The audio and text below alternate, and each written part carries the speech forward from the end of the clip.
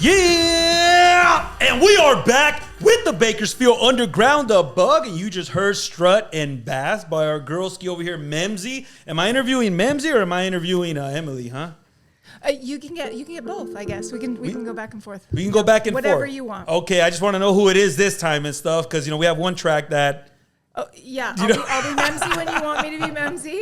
I'll be Emily when you want me to be Emily. All right, and we got Kyle Appleton over here for the fourth time? I think second. Second. Oh, Third time. There you go. Welcome you guys to the Bakersfield Underground. And before we get started, can you look at the camera and let everybody know where they can find you at on social media? Memzy, we're going to start with you. Okay. You can find me at Memzy on Instagram and Facebook. That's it. That's it. No TikTok, Memzy. none of that. You keep it easy then. Memzy. Yeah, all right, there you go. Pretty quick and easy. And your music, your album is already available on all streaming platforms? Services under Memzy. All right, and we're going to go ahead and we're going to get down to the questions on these albums, on this album also, and the tracks and stuff.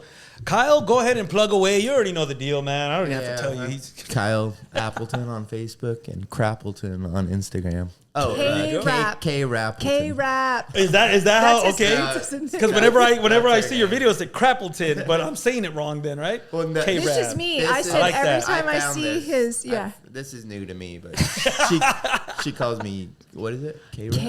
K-Rap. K-Rap. Yeah, it's like that's what I see when I read Yeah. this thing. I'm like, I just need to start calling him K-Rap. Yeah. I try not to, but he said I can Oh, now, so I'm going to do that. You gotta make something with Yeah, that. just let me know if you want to talk to Kyle or K-Rap. All right. K-Rap comes with his 40, huh? I saw that you were checking that out. So good, Kyle. That's funny. You can make a career out of that too, right? I'm starting. There you go, man. That's an exclusive right here. Well, makes Memzy, me so happy. this is too funny. That's no wonder I saw him looking at the 40 ounce over there like, hey, That was I K-Rap. remember that from the hood. Yeah. That is hilarious. So, I met you at Fidel's party and Yes. stuff, right? Yeah. So I already had heard Fidel send me this album months before it released and stuff. So I already had The B album? Yeah, the B Okay. album and Yeah. stuff. You know, so I was like, what is this beautiful voice here and stuff, right? thank you. So we have mutual friends too. Yep. And I found out, a shout out Shantice. Yes. She's like, oh yeah, that's Memzy. I'm like, well, why does it say Emily over here and stuff? So we're gonna get to that too. Okay. And she's like, no, she actually sent me your album and stuff. And I was like, you know what? I checked it out. And I'm always looking at the credits and stuff. And then I see Kyle's name in there. I was like, oh, dude, this is dope. Another one of your artists that you work with and stuff. Because, you know, you did the Shantice album as well. And so I'm like, okay, cool. So now I'm glad that you're here again. Because, you know, I have a lot of questions on the production side. You know what I mean? This is is great. crazy. The first time I had Kyle on, you were here with Joey and stuff. And I had no idea what he did. I thought he only played instruments. But there's just so much that I could talk to you about now that I know I'm aware of what's going on over here and stuff. And you had a lot to do with this album as well, as long as with all the new singles and stuff, you know. And one of the things that I love about these albums and these singles is the sound. Like, you have a lot to play with here. Oh, it's right? It's a world.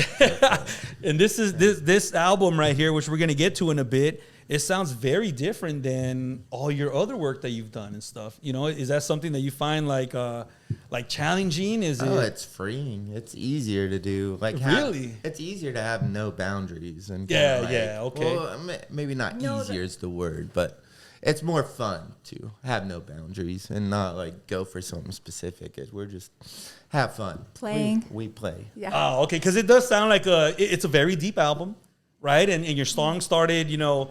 I don't want to say too much right now because I really want to dive into all this stuff. But Memzy, what made you want to work with like Kyle? Yeah.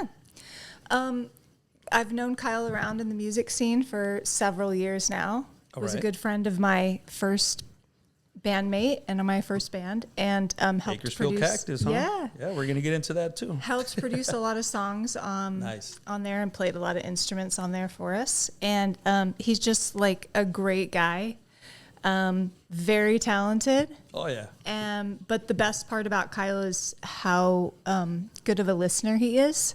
All right. And creatively, I just felt like a real easy connection with him. He makes it. He has a way of making the space feel safe for you to try new things and I like to keep it weird. Yeah, I can and tell. try- You know, and try that's new good things. though. Yeah, that's just like how my brain works, and he's always game for that. And so, when I started working on my solo stuff, he was, definitely who I wanted to work with. Yeah, That's awesome. I feel like it's very important who you pick to produce and engineer, and somebody to collaborate with especially on your album and stuff, right?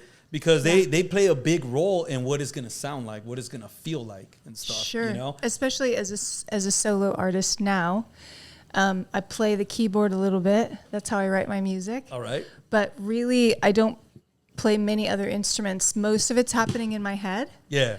And so having somebody to collaborate with that can provide all of that and make what is in my head come to life is, it's like irreplaceable. Yep. That's one of the things that I find interesting is that a lot of artists just come in, they strum a couple of notes, maybe even in the keyboard and stuff, but the end product is completely different, than what they came in with. Do you keep any of those original? I keep everything. Yeah, I don't know how you are, but I try to. Yeah, I try to keep like all the original stuff. Whether it's like a sample and I manipulate it somehow if I choose to do that. But I try to keep anything original that came from the songwriting process. Like, how do you go about that? If somebody brings you, let's say they do 3 notes in the guitar and they say, hey, look, I have a chorus. Here it is right here. What will be your next step? Like, what's the first step to add on to that idea? Well, I need like a chord progression to go with. And I need I need a vision, or I need like, what do you want it to sound like at the end? So I need to get that first before, because it could just be a vocal song. I'm happy to just do an a cappella song. Oh, okay. Yeah. So if I've been in several studios out here. I've been invited to take part in recordings and stuff, and I'm just there sitting. I'm absorbing everything. I'm watching everything, the writing process, the engineer. I'm fascinated by all these equipment that do different things, right? Things that I didn't even know existed, right? So there was a time where I came in with an artist, and they just had, that was kind of like the example I gave you. He only had like 2-3 notes. But what came out after that was crazy. And the engineer asked, okay, so what's your idea? Oh, I want orchestra. I'm like, how do you go from acoustic guitar to like an orchestra, right? So if they come in with an idea like that's crazy like that, like, what do you do? Like, it's a lot of building. It's just a lot of starting with this, building on this, and then sometimes it comes to like, something you didn't even imagine it would be. But it's the building is the fun part about it. It's the layering and stuff. So yeah, I enjoy that so much. Yeah, there's a lot that goes into like production. We're just talking about one track here. Yeah, especially building a whole album and stuff. It is crazy. So Memzy, what got you into music? Well, I'm actually new to music. All right. I mean, I always loved it. I was a heavy consumer of it my whole life. I always wished I could write a song. I always thought that would be so cool if I could write a song. It wasn't until maybe 5 years ago that a good friend of mine, who we would sing, around the campfire, said, why don't we start a band? And he wrote songs, and so I said, why not? I'm 45. Why not? Yeah. Start a band at 45. Yeah, you live life. You live a good amount of life right there. Why not? Yeah. And so, that's how it started. And it started with me, coming up with harmonies for his music. And then I just started to like dip my toe into the songwriting, and it turned out okay. And then it just kind of snowballed from there. And it's one of my greatest joys in life now. So man, that's awesome. It's just like organically happened. Okay, so for someone that you do art, right? Yes. So you have this blank canvas, you're filling it up, and I've seen your artwork. It's amazing. Thank you. So for someone to be that creative and stuff, did you find that kind of like inspiration to take to your music, to your songwriting? Yeah, well, just like the music came recently, so did the art. So the way I describe it to people is most of my life I thought that to be an artist, you had to be given permission to be an artist, whether that was by like some kind of institution or you were some like super talented child prodigy. Ah, okay, yeah. And so it wasn't until I started like dipping my toe into this and then just making art to give to friends, you know, that I realized, oh, you can just do it if you want to do it. I honestly, it was such a mind-blowing paradigm shift for me. That's awesome. So the idea that you could just make art just to make art was like a huge, it was blowing my mind. And it still, to be honest, it still blows my mind that I can just make stuff just for the fun of it. That's awesome. So it all kind of happens simultaneously, the physical art and the music art. And so I feel like once that door opened, it's just like I can't shut it anymore. It's just like all of it's coming out. I think maybe it was in me for like all these decades, and now it's just finally released, and I can't stop. Like most of the time when we're working on a song, I have another one that I'm writing and that we're gonna work on next. Oh, nice. Yeah, Okay, it just happens. You can't shut it off. Yeah, once right you now get I into can't. something like that, yeah. One of the things that I really do love about your art is I'm big on album covers, as you can see, right? I remember back in the day, I used to go to the record. I used to like sleep in the record shop and just dive through albums and stuff. And I would buy albums based off of just the album artwork itself. If I didn't know the band, I like to discover different music and stuff, right? And a lot of the times I would buy albums based off of the album cover and stuff. You design your album covers too, right? Yeah. Usually, there's something visual that goes along with the song. And again, it just kind of happens simultaneously when I'm writing the song. And then when Kyle and I are working on the song in the studio, like he says, it takes time to add layers and tweaks. And often what I think it's going to be and what it ends up being is often different, but that's really fun. Like I love that. Yeah. Like I know where it's starting is maybe not where it's going to end up, but that's really fun. And during the process of that, I'll have an idea for a visual thing and I'll just be working on it behind the scenes. And then when the song is done to release, then usually the art that goes along with the song comes with it. So that's how it happens. Nice. That's another way to express yourself too, right? Totally. Besides music and stuff. That's awesome. I really do like that. Kyle, do you know how to draw? Yeah. Well, Man, you're good at everything, huh? I used to sketch. And Oh, really? Yeah. All right. Is there anything out there that we can see? And it's your no. private sketchbook, huh? I'll send you something. All right, you already said It's it. been a minute since I've drawn anything.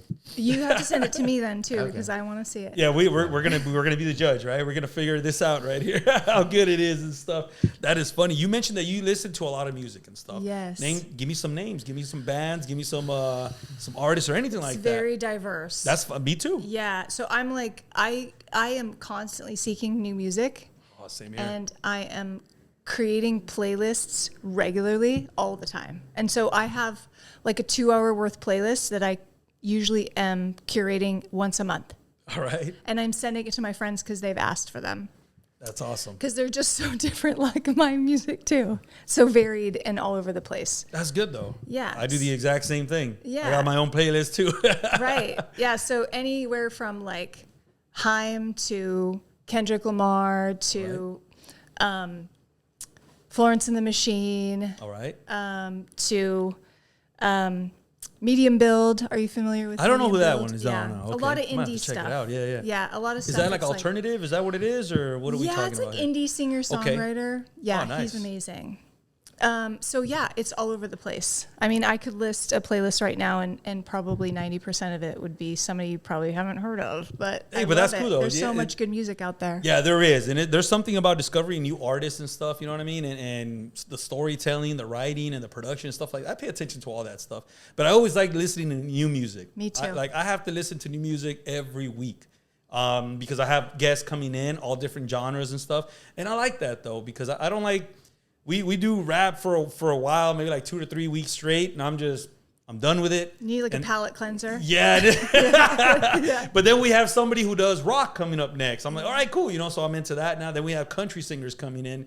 I dive into that now. So it's cool. I like that. We have fun with music with all different genres. It's a universal language, Yes, even it is. with the different genres. Like Yeah. Kyle and his buddy Devin played at the Lightning in a Bottle Festival, which is like EDM festival, and it's country.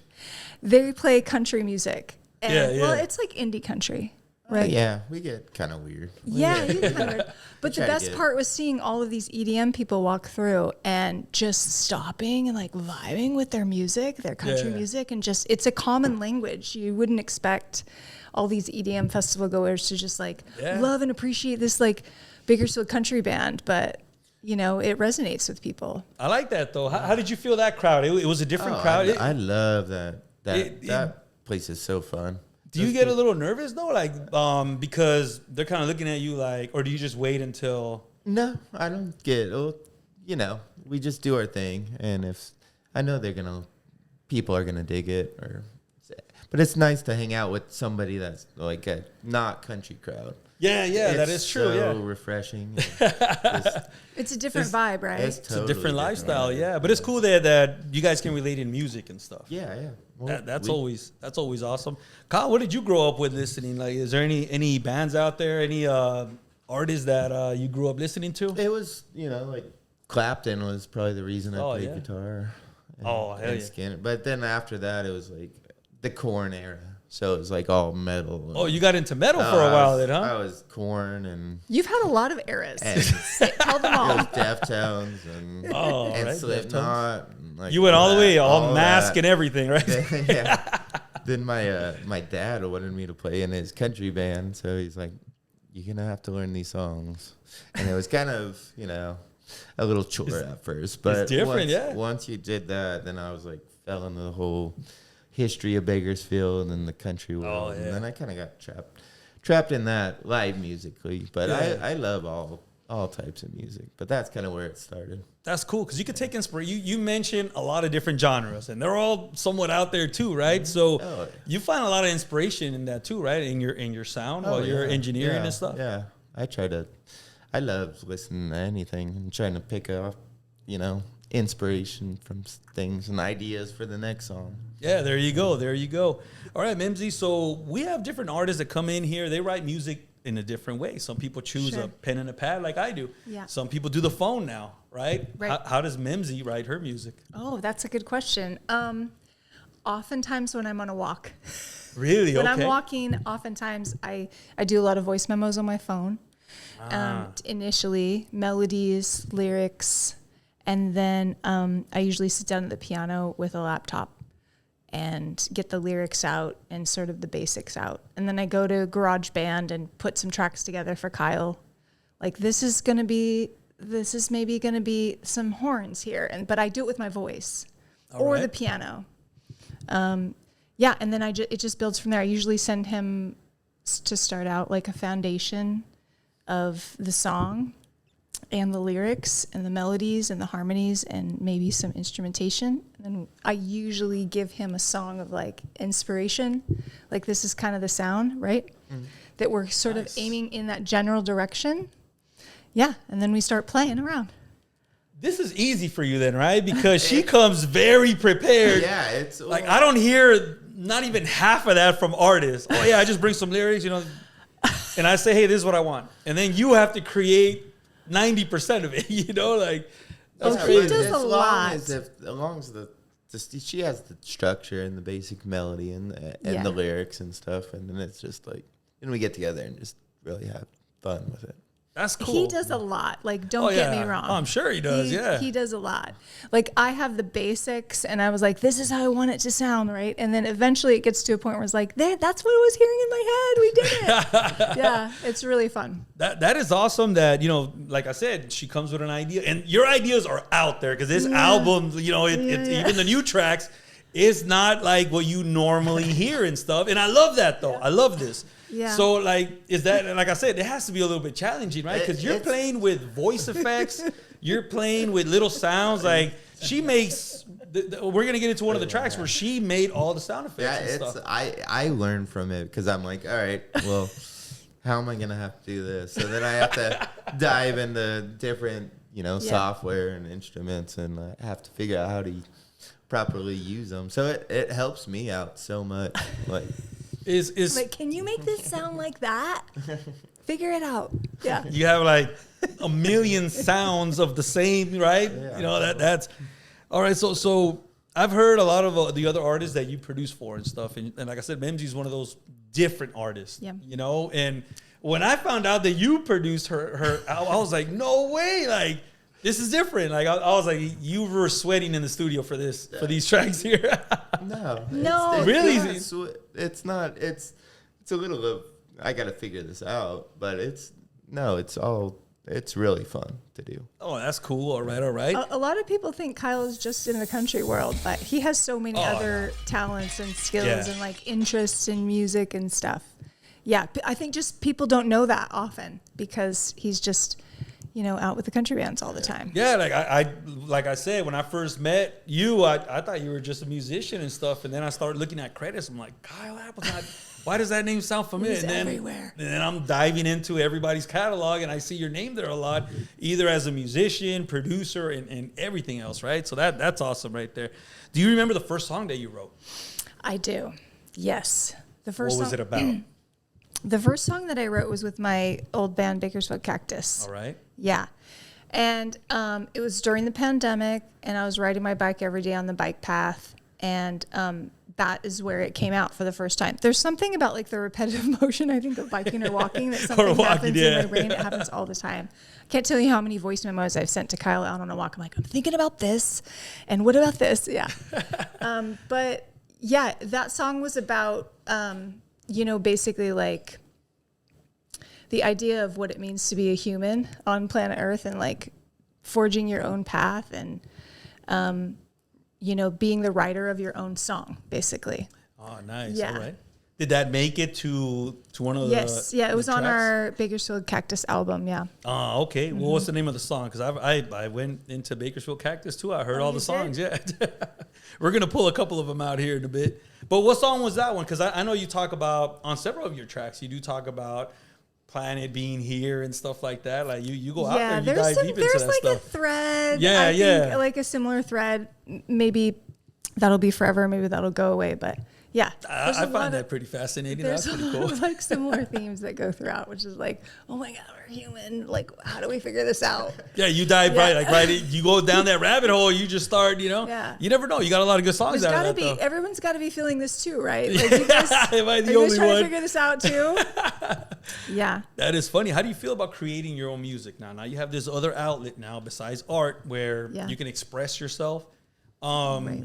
How do you feel about that, knowing that there's people out there like myself? I discovered your music not too long ago. I can relate to a lot of the songs over here. Have you ever had somebody come up to you and be like, hey, you know what, this song right here, like, kind of hit me? A few times. All right. A few times, yeah. Yeah, I mean, like I said, I don't have like a ton of followers, but that's not really why I do the music. Yeah, of course. Yeah. But I do love the idea. The reason why music connected with me so much in my life is because I feel like the artist was saying something that I didn't have the words to say yet, right? They were expressing something that I felt but didn't know how to express myself.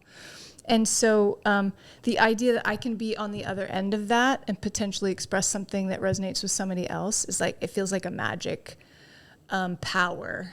And like I said, a lot of my songs are like expressing what's going on inside of me and hoping that other people feel the same, you know? Yeah. Because you dive deep into your lyrics. Like some of these are very deep, right? Yeah. You know? I'm gonna bust out with lyrics here in a little bit. For sure, yeah. But it's good though. I can't even imagine having a song that's very deep and you release it out there to the world. Is that something like weight off your shoulder type situation or? Yeah, it's really therapeutic. I know a lot of people say that about their music or their art is how therapeutic it is for them, but that really is, for me, it's a way that I process what I'm going through, right? Is to think about it, write the lyrics, create the song, spend time in the studio, do the art. It's like this big, long process of like coming to terms with what I'm going through and then also like being able to return back to it. So, nice. I know we're going to talk about some of them in a little bit, but that's sort of where space opera came from. That's nice. The last track on the album and stuff. So we're definitely going to get into that one and stuff. How do you feel about the first time you heard your voice back after you recorded? Because it's different when you're recording on a phone, even in GarageBand, but being in a studio, you know, where you hear everything, you know, like you're breathing. Yeah. You got to know how to control your breathing now and stuff like that when you're performing, especially when you're performing live and stuff. But when you heard your music back for the first time, how did that make you feel? Well, it took some practice and some like learning and some being uncomfortable and being okay with being uncomfortable and just like pushing through. But yeah, I hated it at first. I hated it. Everybody hates their voice no. for the first time. Yeah. That's funny. And just sort of like pushing through the discomfort and knowing that I needed that, I needed that time to just like get it out and practice. And that's the only way you can get better and more comfortable. Exactly. And so I'm slowly getting there. I still have a hard time with it. Try not to get too critical of myself and recognize that there is no such thing as perfect. A lot of people have to take several takes in the studio. That's just how it goes, right? Right, Kyle? Mm-hmm. Tell me I'm right, Kyle. Yeah, it is different though. There is a lot of the more the repetition. That's where it comes into play, right? The more you do it, the better you start getting. And once Kyle, so when you have an artist that comes in that has never recorded, right? How do you prepare that artist to in recording? How do they get how do you get them to prep their voice while recording? It's a lot of warm up. It's really just I'm leaving the song on repeat and letting them just sing through it as until their voices kind of go out or you can hear them like getting relax. Yes, relax, and it's warm in there. Yeah. Do you have doing that a lot actually lately? Oh, all right. Just a lot of warm ups. Man, I'm trying to learn that too because my voice goes out really quick. And so do you for singers and stuff? What do you recommend for them to drink? Does that even work? Drinking tea or like honey or like so? What do you? Yeah, like honey or something. But I don't. Everyone's got their own. Yeah, they figure out their own what works for them. I'm trying to figure it out for myself. But it's amazing how like someone's voice can sound so different from like 1 minute, like when you start. 30 minutes later, their voice can sound so much different. It's like a workout. Pretty much, I know I can feel it too, like in my body. I can feel when I'm relaxed and stuff, and it does take a few minutes. Yeah, all right, for sure. So you have a distinct voice and stuff, right? It's nice and calm. I know when you were with the Bakersfield Cactus, you hit some high notes in some of those tracks. Yeah. What is the secret behind that? Do you like sing from your stomach, sing from your core? Because I've heard that all the time, right? Yeah. What works for you, I should say? Well, so my voice is, it's definitely its own thing. I have always like wished I had like a more powerful voice. Like, me too. My voice is just, it's very like sweet, and that's how it naturally comes out. Yeah. The easiest voice for me is the higher stuff. It's when I get into the lower stuff or that in between space that's hard for me.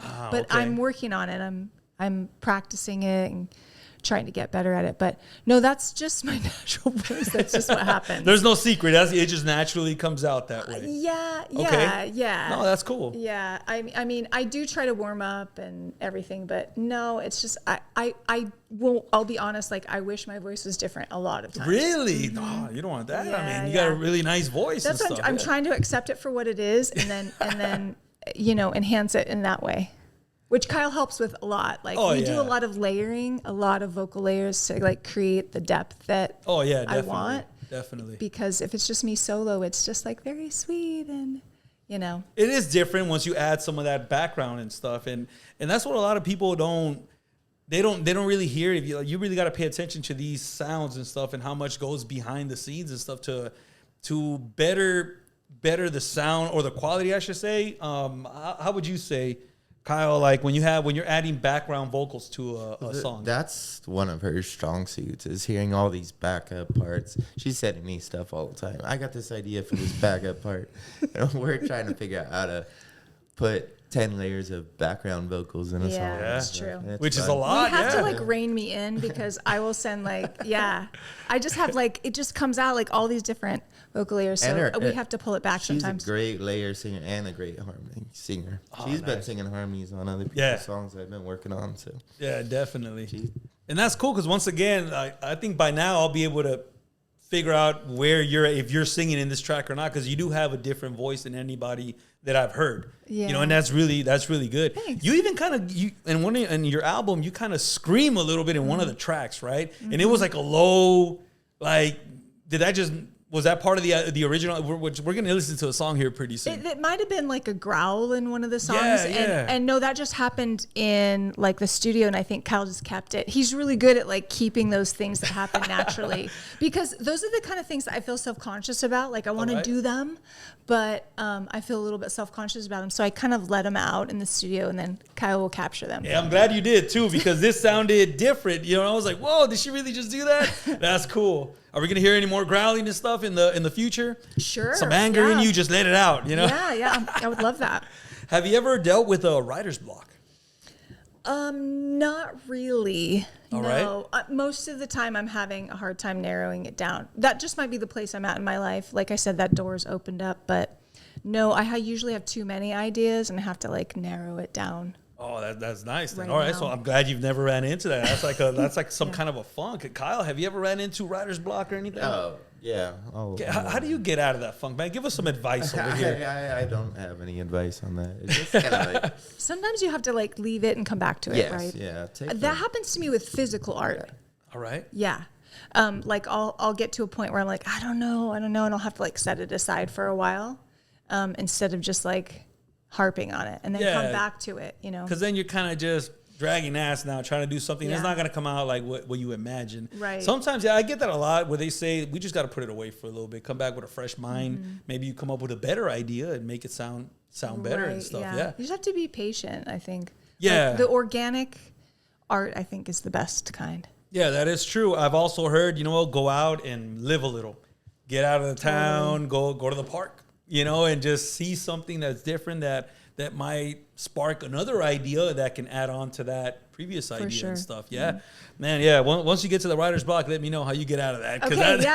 Okay, some people last months in that thing. Like they just can't, for whatever reason, can't snap out of that, But when they do, it's like, man, you get so creative after that. That's pretty crazy right there. How about we listen to some songs? You ready? Sure. All right. So Memzy's tracks are available on all streaming platforms and stuff. And here, let me get my notes and stuff real quick. And the album that we're going to start off with is This Heart Is Forever and stuff. Yep. Okay, so we got several tracks over here. Let me pull the album because I got a lot of your songs over here and stuff. So what was the idea behind this album here, This Heart Is Forever and stuff? How did you... Because you came from a band first. Yeah, right. So what made you want to go solo now? Your own project? The band ended like sort of abruptly, and I didn't want it to end, and I had all of this other music in me. So I gave it some time, to let that settle, and then I came to Kyle and I said, I've got a bunch of other stuff like that never got made. Like, will you help me make it? And that's how it started. And it just, like I said, it's like one song after the other. And at one point I thought, well, I'm going to make this an album, and, nice. Because I knew I had tons of songs in me. So it just became sort of a goal for myself to put together an album, like a solo album. Was it different? Because you're coming in the band, you're collaborating with another artist now and stuff. So you're sharing ideas, right? Right. Pretty much. Yeah. But now it's all you now and stuff. So was it a little bit difficult to? Yes, it was actually really scary at first. Yeah, I was imagine, really nervous, and I wasn't super confident. I think I was leaning on my partner before for that confidence. But like I just had to like stretch myself and make it happen. But I have found that over the course of that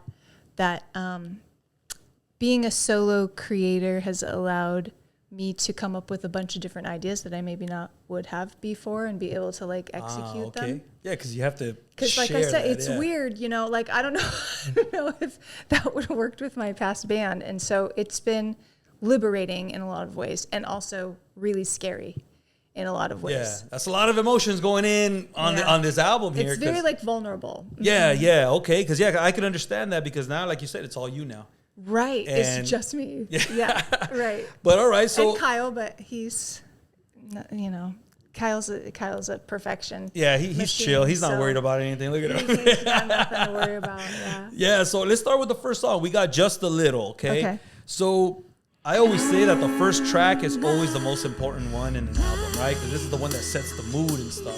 So what made you want to pick this song as the opener?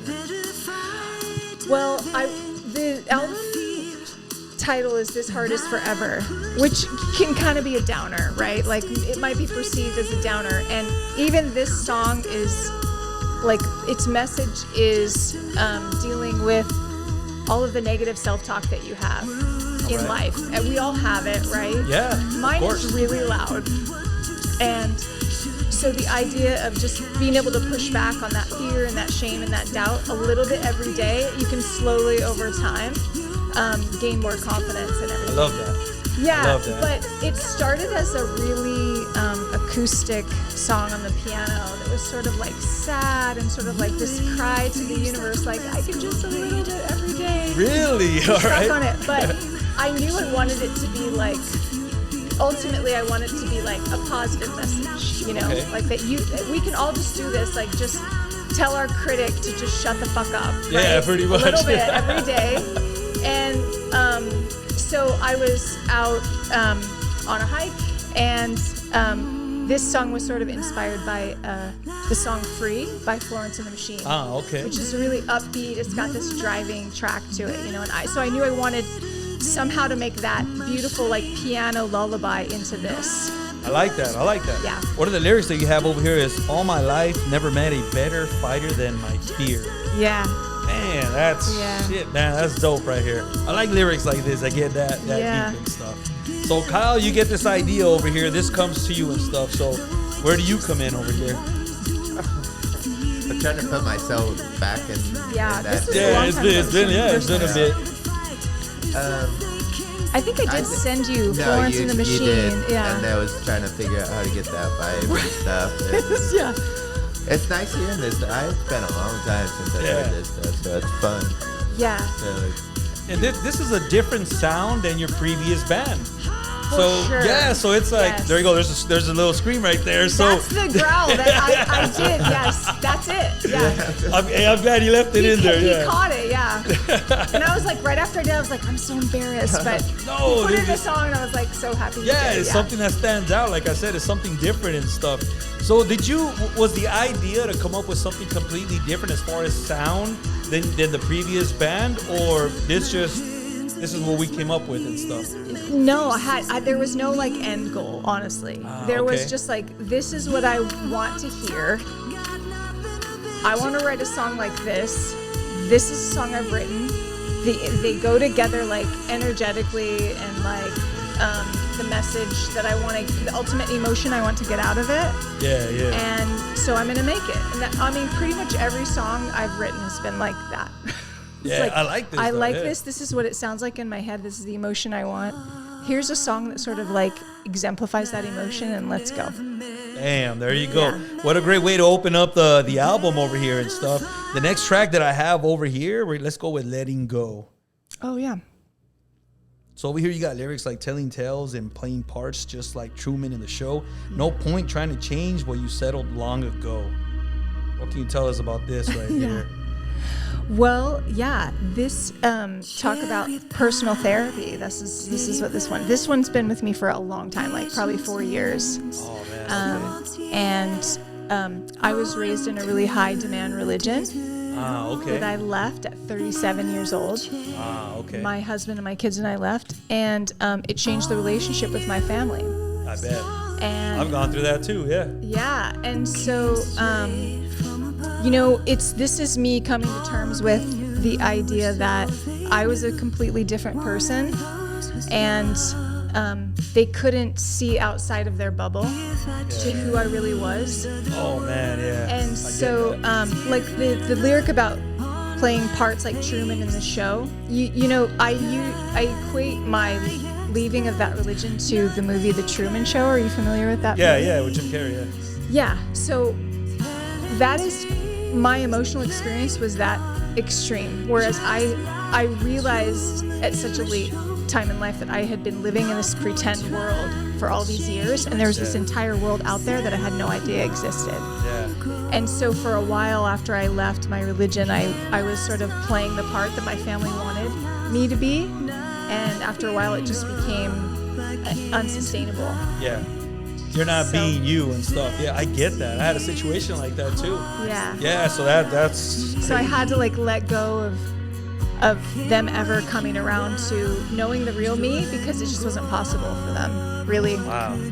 Yeah, like you said, they're stuck in that bubble, and so that's the perfect way of putting it. Yeah. Yeah. I mean, they love me the best way they can, but it's limited because of the belief system that they live in, and that was really painful for me for a long time. Oh, I bet. Yeah. I bet.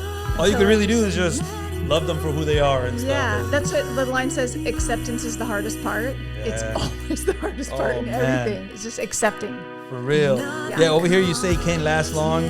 The pouring out, not filling in. I can't abide. Acceptance is the hardest part I see. Right. You know, that's deep. So hard. Still is. You also say over here, constant tension. I can't quite decide what I should do. So I measure, push, and pull to share this space with you. Yeah, that was me. My goodness. Thank you. This is nice. That was me, like, being in their presence, you know? Like, trying to be myself while knowing that they expected something else from me.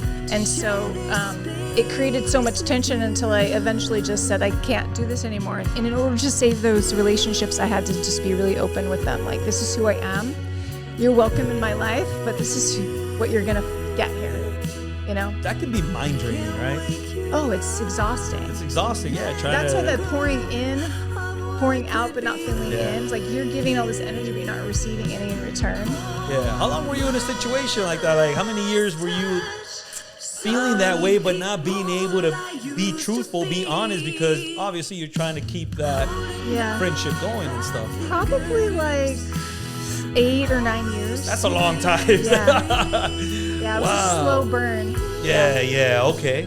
Man, that's crazy right How here. many, like, does the lyrics flow out of you, or is there a lot of edits? And are you editing stuff?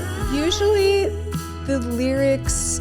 I have lyrics that come to me, and I have like a notes app on my phone, so like I collect them, you know, and then just over time they sort of like coagulate, I guess, into a song. And so when it's time, like I feel it like building up, like it becomes like, and then it pours over, and then when I do sit down to write it, it just comes out pretty fast. Yeah. Nice.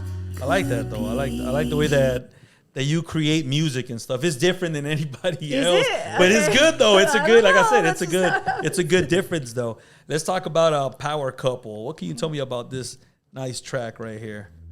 Yeah, this is really different too. Yeah. I love the sound on this album, on this track right here too, Kyle. I mean, you got to tell me about this one too. Yeah, this is but fun. how did this track come about? Well, this track came about with a period of 2 or 3 years of really, really challenging loss and grief, loss of family members to death, stroke, loss of lifelong friendships due to mental illness, and it was all like in this 1.5 year period, so it was like really compressed.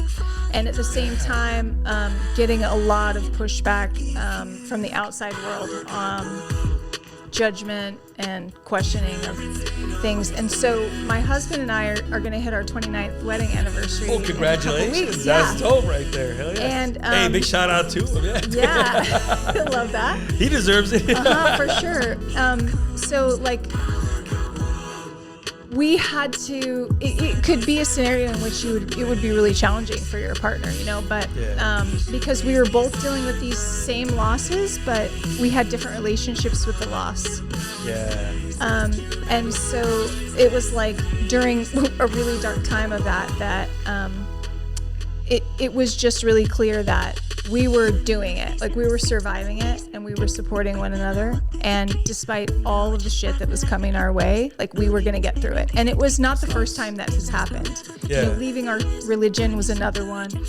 You know, there were several times over the years. We have a number of years behind us now to have enough of those experiences. Yeah. And so this was just like a celebration of the fact that, like, yeah, we're gonna make it. Like we're gonna. That's awesome, right there. We're gonna do it because we're stronger together. We are a really good team. And so it was just a way of like celebrating that. I like that. But sometimes you need, as a couple, you need to go through experiences like that to build that strength in that you know, relationship. For and sure. Stuff. Yeah. Kyle, what can you tell me about the song? Because you're manipulating with voices here, sound, everything. You know what I mean? Yeah, this was kind of my first experiment in going the full on auto-tune, vocoder kind of vocal sound. Yeah, so Well, that must be exciting though, right? You're doing something different now. You got to figure it out. They're not knowing. Yeah, it takes a lot longer when you don't know how to do it than nowadays. But now, yeah, it was fun to do. I forgot you had a reference for a song. I did. It was Jack Larson's song, "Not My Brother." Okay. By an artist named Jack Larson. It was that was like the inspo track. Yeah, I shared several with several people early on, and they were like, "Kyle did this?" I was like, "Yeah." It's different. I'm saying, yeah. My favorites to do. This was fun. It took a while to do all the work, but it was worth it. I think. It's just this so come out really good. fun. And Yeah. you had your, a long time friend on it, which was fun. Yes, I have a friend who's on a couple of tracks with me. Oh, with the background and stuff? Oh, I like that. A male friend, yeah. No, I like that. Yeah. There you go. So, once again, this track right here has so much in the background. How do you compile all these different sounds into a track here? Does it just one day you put the track away and you're like, hey man, I got this idea, it's gonna fit this track right here, or once it's done, it's done? A lot of times it's like listening in the car. I'll go in the morning on a drive and I'll be like, you get you're able to be objective again. So you're like, okay, I need this part there, so then I go back to work on it. Then you start again the next morning, pretty much. Yeah. Nice. And then I'm always like sending him tracks like, hey, I thought of another idea. yeah. A lot of it. Do you do the so sound, okay?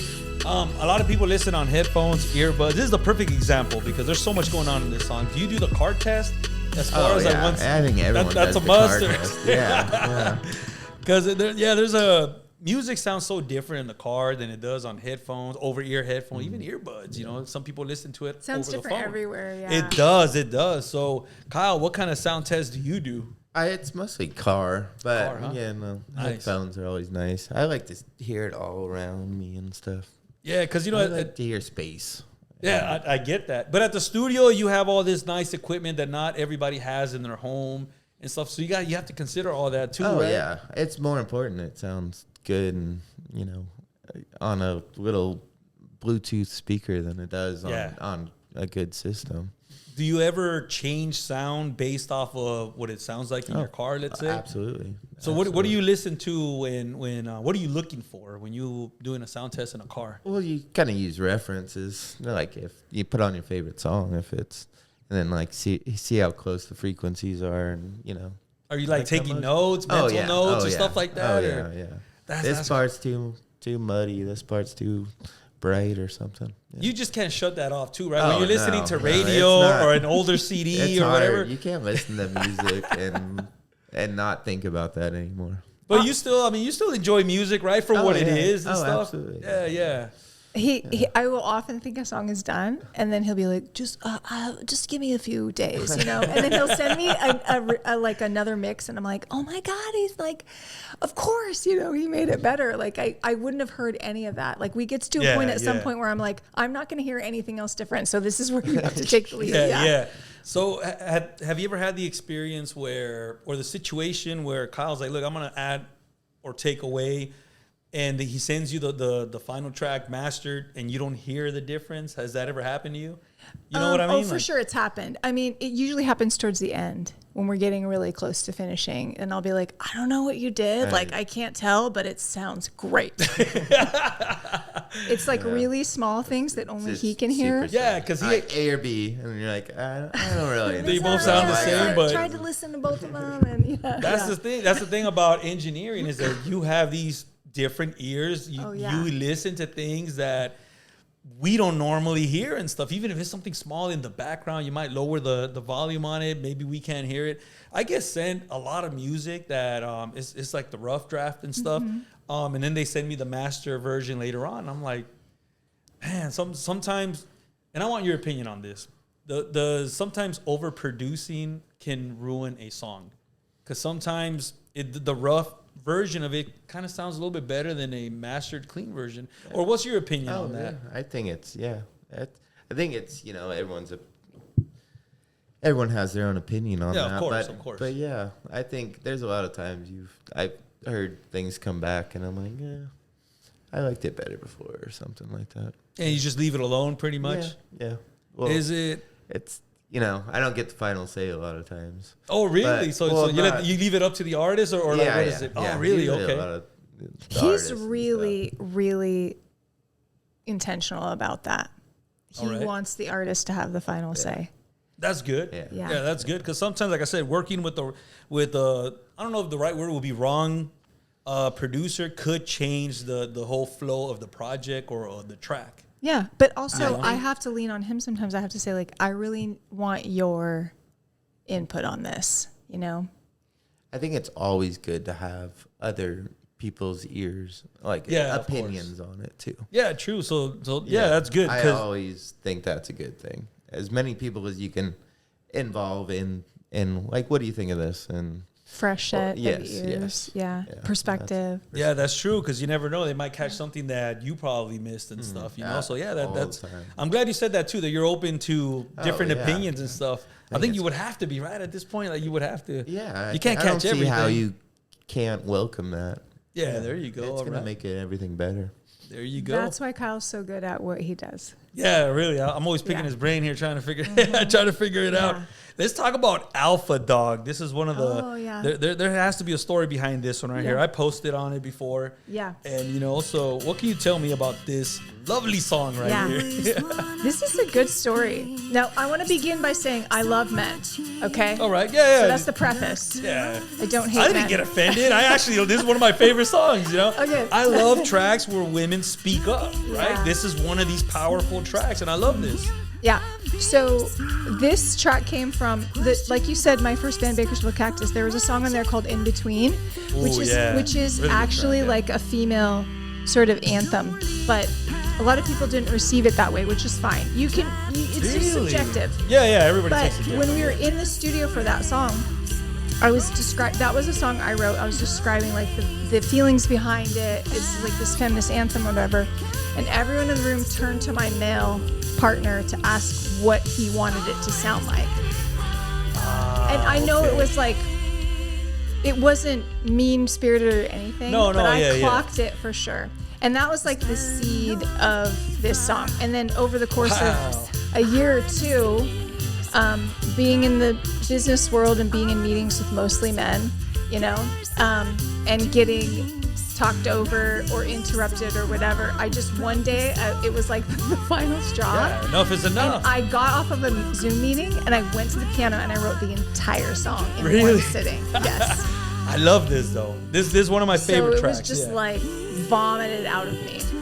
How did that make you feel after you were able to release all of this? Because a lot of people are going to relate to this. I hope so. Yeah, because like I said, this is like a female's point of view here, but when I heard it, I was like, dude, I love this. Like when you speaking from the heart and stuff like that, a lot of people can relate to this right here.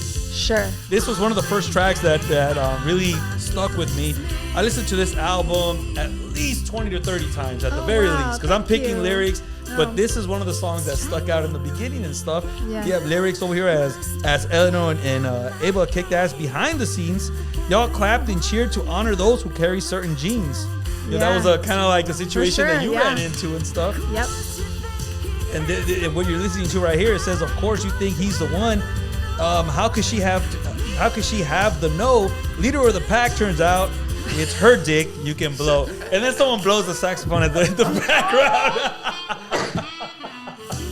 I love this. You know what I mean? Like these lyrics are, once again, it was so fun. Like I giggled all the way through those lyrics. Like, what's better than just laughing through it, Yeah, of course. Yeah. Who came up with the idea about blowing a saxophone after you say the dick you can blow? It was the saxophonist, I think. Yeah, I think really? It just kind of happened, like on the spot. It wasn't planned. We were both there, just going. We just like, it was delight. It was delight. Yeah.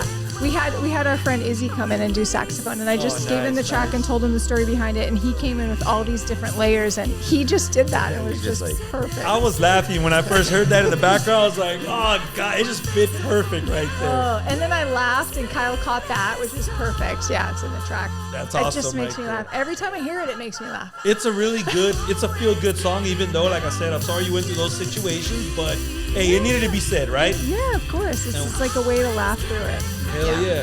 So the song is Alpha Dog. Go ahead and check it out, man. You know, you can hear it in the background right here, but I would want everybody to put some headphones on and dive into these lyrics right here. It's a nice, fun track with an important mention. Shout out to Kyle's dog, Marshall, who howls in the end. Oh, that was a legit dog right there then, right? That was Kyle's dog, yeah. Oh, nice. It was staged. I was like, let's do this, right? Get the full sound effects. I would like to have Marshall on the track, please. Did he get a credit on that? I should put him on there, yeah. He deserves it. He's been on a few songs since then. Was that the first one he was on? I think so, yeah. Oh, I'm so honored. Oh, that is dope Marshall. right there. Hey, I've heard some was it a punk rock band that it's just a dog? The dog is the singer. All you hear is barking. Really? Oh yeah, it came out years ago, and You need to do that, Kyle. Yeah. oh You yeah. need to do that. That's their next project. Imagine working with trying to get that sound from a dog. You got to be there like a week trying to get one song down. Hey, but you'll be surprised that rock band actually sounds pretty bad. Oh, really? Yeah, Well, I'm gonna send send it. it. Yeah, Send I'm it gonna to send it. me. Yeah, I wanna hear that that. dog has like 3 albums out already. What? Yeah, and it's like growling, and it's like barking, and it's like this heavy metal band in the background. What kind It's of dog pretty is dope. it? I have no idea, but there's videos. They got videos of them. Yeah, it's pretty dope. Did they go tour and stuff? Probably. I wouldn't be surprised. Once you're in a concert, you don't even care. You'll listen to anything. Live, like getting the dog to It'll perform scare. live. Give Come them some on. treats. You know what I mean? Marshall could do But it. this really does. Marshall would make noise at everyone at the show. Oh, there you go. There you go. I'm gonna send you the right, tracks please. though. For That'd that be does great. exist. Yeah. That's great. Let's talk about space opera. Okay. Yeah. So once again, you end this album with this beautiful track. Yeah. And you got layers upon layers, different sounds in this one track right here. What was the idea behind space opera here? Yeah. Well, it's like almost a 7-minute song. Yeah, yeah. I So love that though. This also started with, like this intro. It was like this really pretty piano song, and what it turned into came from a moment where, like I mentioned, my first band, Bakersfield Cactus, there was a song on there that I wrote about perfectionism. All right. And, I mentioned the bitch in my head, the loud, critic in my head. And so I wrote this song about perfectionism, how she can shut up, and you don't have to be perfect, right? And I thought, I figured it out. It's behind me now. I got it all figured out. And then I went through a couple of weeks of really intense, like, self-criticism. And I was so pissed off because I was like, I figured this out already. Like, what the hell? And so I was rage crying in the shower, as we do, right? You're the only one that does that, but okay. Hold on, guys. This song popped in my head, this song about perfectionism. And, like, the lyrics came back to me about, like, you don't have to be perfect. And I realized, oh, that's what art can be. Art can be something that I can say for myself and I can return back to when I need it. Yeah, that's true. And so I got out of the shower and put the towel on my head and I went to the piano and wrote this song. Really, that's nice. Which is, just about, like I said, trying to figure out how to be a human being on planet Earth, right? And, with consciousness, which can be really complicated sometimes. Yeah. You could really dive deep into For that, sure. just that idea alone. Exactly, yeah. And, the idea that we're all just doing our best and there's no right way to do it. And, that's beautiful, right? Yeah. We're all in it together, Exactly, Like, exactly. we're all fucking it up all the time. We learn from our mistakes. Yeah. Yeah, exactly. Get your shit together and you can do it. There you go. I like that. Yeah. I like that. Kyle, where do you come in over here, man? You got all these different rhythms, all these different beats in this one track. Well, this song was definitely worked on the longest of all of them. It was truly writing the opera where it was you have themes. I don't know how many themes there are. 5 in this song. There's a lot of them in there. Slows down, speeds up, slows down again. There was a lot of, oh, this isn't working, so we gotta change it and figure out how to make it flow with all these themes. So that was challenging. This was most challenging for sure. But once we got the base of it, then it was like, all right, let's have fun. I like figure that. How far we can push each part. This is such a great song right here. 7-minute song, 6 minutes 50 seconds. Right. Okay? Yeah. So you don't really get too many tracks like that anymore. No. But this, you don't really feel it because the track just keeps moving forward and stuff. Oh, I'm glad. I like that. Yeah. You're looking at me like, oh, was he bored? That No. was the hope, yeah. It can tend to drag on, but yeah. No, this is. I think that was really good. My Something own different. personal Bohemian Rhapsody. Yeah, that's exactly what I Yeah. thought. I was like, this is cool right here. So what made you pick this as the final track? Was there even an idea of making this the final track? Yes, for sure. I feel like in a lot of ways it has pieces of all the other songs in it. All right. Yeah. I like that, okay. Like if my album were to be like played from beginning to end, or if there was some, sort of like theatrical storyline to it, it would all sort of wrap up in this space opera, right? I like that. Yeah. There you go. Kyle, I have a question that I asked, and I'm gonna leave this wonderful track in the background. I'm gonna ask you a question that I ask all producers, engineers, even artists. Okay. So now we're seeing that albums are getting shorter now, right? They're releasing 5 tracks, 6 tracks. On this one right here, we have 9 tracks? 8 tracks. Okay. So, in your opinion, what's the cutoff on tracks and stuff? What do you think is a good amount of number? 10 tracks, 12 tracks? 'Cause back For then, an album? yeah, for an album. Back then, we used to get like 17 tracks. Now they're releasing 30 tracks now. Because I think it's a single world. We live in singles world, and I don't mind that at all. I think it's cool when someone wants to put out an album and work, but I'm not opposed to singles and stuff because people's attention span it changes. is not that long. Yeah, it really isn't. Yeah, I love getting lost in an album. Yeah. Yeah, Because there there's- is something about that. Yeah. But I don't know how many people does the mass majority, or like the majority of people do that? Or Right. No, they not a don't lot of listen people to don't. an album They don't. from beginning to end. That's very rare. What do you think it is? Like there's no time? Is that what it is? Or like you said, the attention span? Is it just not? Because me personally, I'm listening to lyrics. I'm trying to dive into that story, especially if it's like a concept album. Like I'm all in. Yeah. Yeah. And the thing is, what keeps me coming back to this album too, right? Maybe I missed something because, like I said, I've listened to this album a lot of times, trying to really dive into those lyrics to the point where I'm like, man, I can relate to this story right here, Like That's so. great. I love that. I think that this album right here is really great. I think what you were trying to achieve here, you definitely did it. And what better way to end the album with space opera right here? You left us wanting more, pretty much. Oh, thank you. I appreciate that. So yeah, so okay, we got this album which is available on all streaming platforms. Go ahead and check it out. There's a lot of songs still in there that I didn't go over and stuff that I want you to go over there and listen to yourself and stuff. And let's go back a little bit, okay? Okay. Let's talk about Bakersfield Cactus. We've been talking about it. Sure. All right. So one of the more popular songs over here is In Between. It's a really beautiful song. Can you tell us a little bit about In Between? Yeah.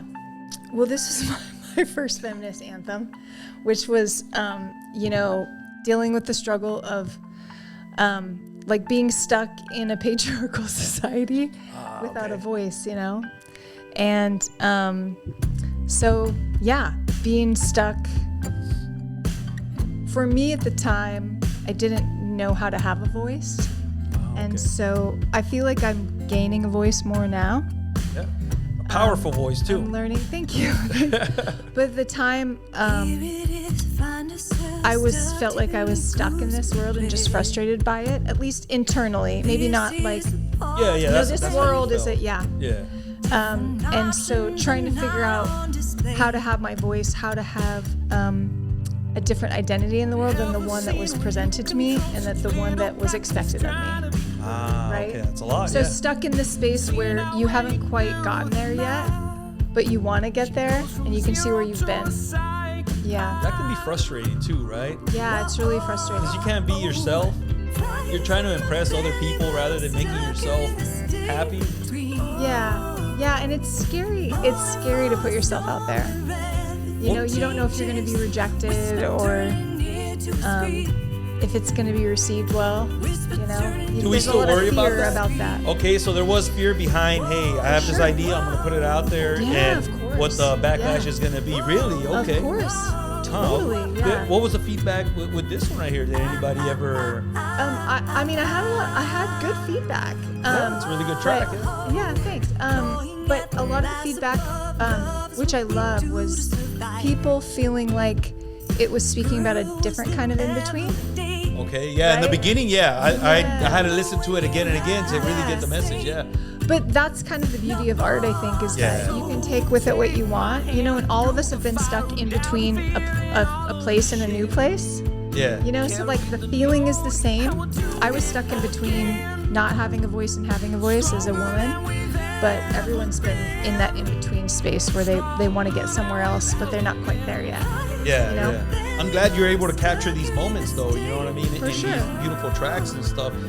You over here with Bakersfield Character, you have a lot of good songs. Yeah. One of the ones, "Not the Man," that's a really good song too. Yeah. "Hourglass" was another one. I mean, I could go on. There's a lot of tracks. Hourglass is in my here. first song I wrote. Really? Do you mind if we play this one in the background Sure. and tell me a little bit about this one?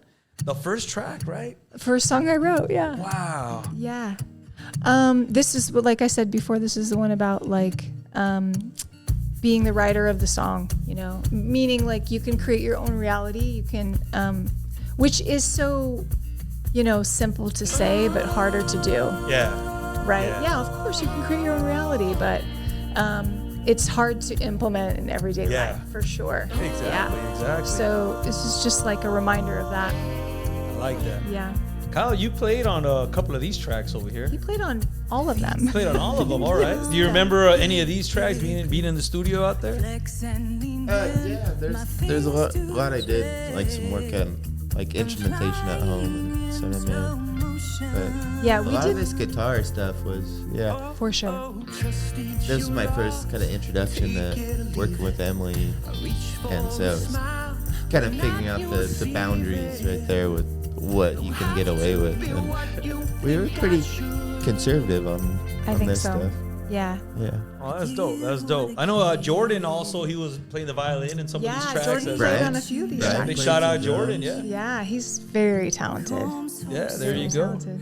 And okay, the drummer, who'd you say was Brian? Brian is credited on a lot of these right here, yeah. We did this album at Studios. Studios, Yeah. okay, yeah, there you go. So, yeah, there's a lot of good tracks. Go ahead and check it out, Bakersfield Cactus and stuff. I had no idea that you were a part of this group, so once I found out, there I go. I Back went into back it, and yeah. I started listening. But no, these are like really good tracks. You know, they went by pretty quick.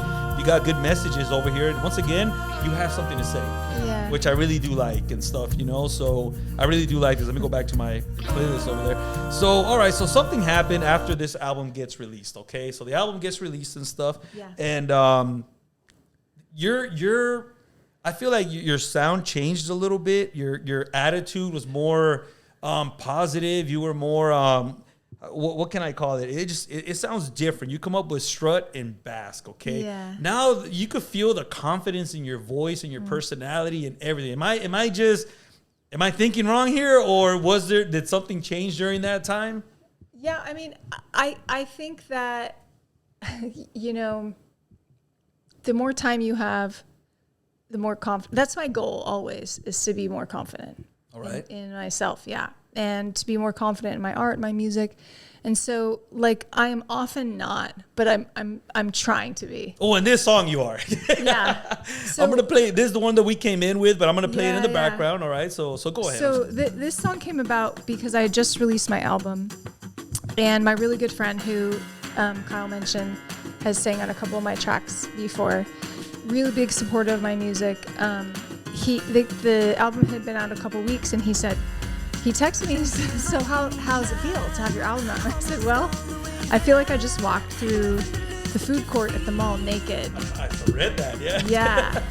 Which ages me, I understand, because who goes to food courts anymore? But that was like the best way I could describe like how I felt. I felt like, I don't know, like exposed. All right.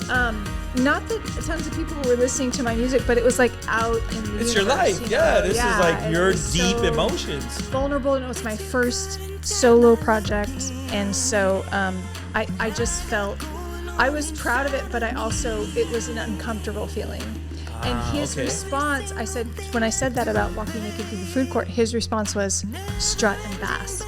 Really? Yeah. I love that right there. Yeah, I loved it too. He always has these great one-liners, and so I just like locked that away into my brain, and this song came out of it basically, which is like own your magic. And at the same time, there's this quote that I had been going back and forth with a friend of mine for like a year, and the quote is, "What would happen if you turn your magic all the way the fuck up?"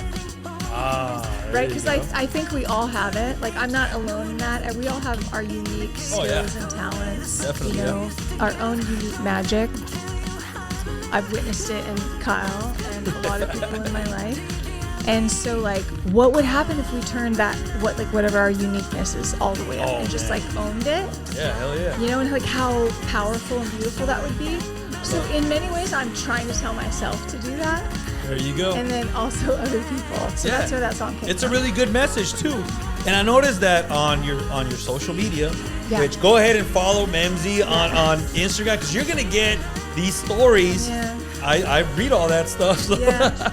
so you put a lot of this story that you just said right now, you get and some extra stories in there about each track that you put out. I love that because not a lot of artists do that. For me, it's all about the story. I mean, that's just what it means to me. So, like, other people who create art, do music, I'm always like, tell me more. Yeah. You know, like, tell me about it. Not everyone wants to talk about it. Yeah. Not everybody talks they about don't. it. But I love this behind the scenes stories of how a track comes about and stuff, and the real story behind it and stuff. And you're very gracious to put that out there. You know, and once again, you get crazy people like me that go through all of that and read all these stories. But I love this. I love that you're bringing us into like a little bit of a behind the scenes of what was the inspiration behind these tracks here. All right, Kyle, where do you come in over here on this wonderful track? This sounds different, right? Do you remember the inspo track for this one? Freedom, right? Yeah, Freedom. Yeah. I can hear the inspiration behind George that one. Michael. Such a good song. I like that. Is this the first one we did after you put the album out? It was this one, I think. It was the first one. Yeah, and then it was Memzy. Yeah, I okay. think it felt like you can breathe a little bit after you put stuff out, and then you're like, all right, let's have some fun. Right. Not I agree. so. Yeah. I love because you can feel that you can hear the difference on this track right here. I was like, oh shit. Because after listening to the first album, like you as a listener, you feel like you went through this situation with you. This is what was happening. Yeah, you know? For sure. Yeah. I love these tracks right here. Strut and Bask is available on all streaming platforms. Go ahead and check it out. And we're not done yet. We got like 2 or 3 more songs over here that I got to get the stories, okay? So I saw you over there at Fidel's house, okay? Mm-hmm.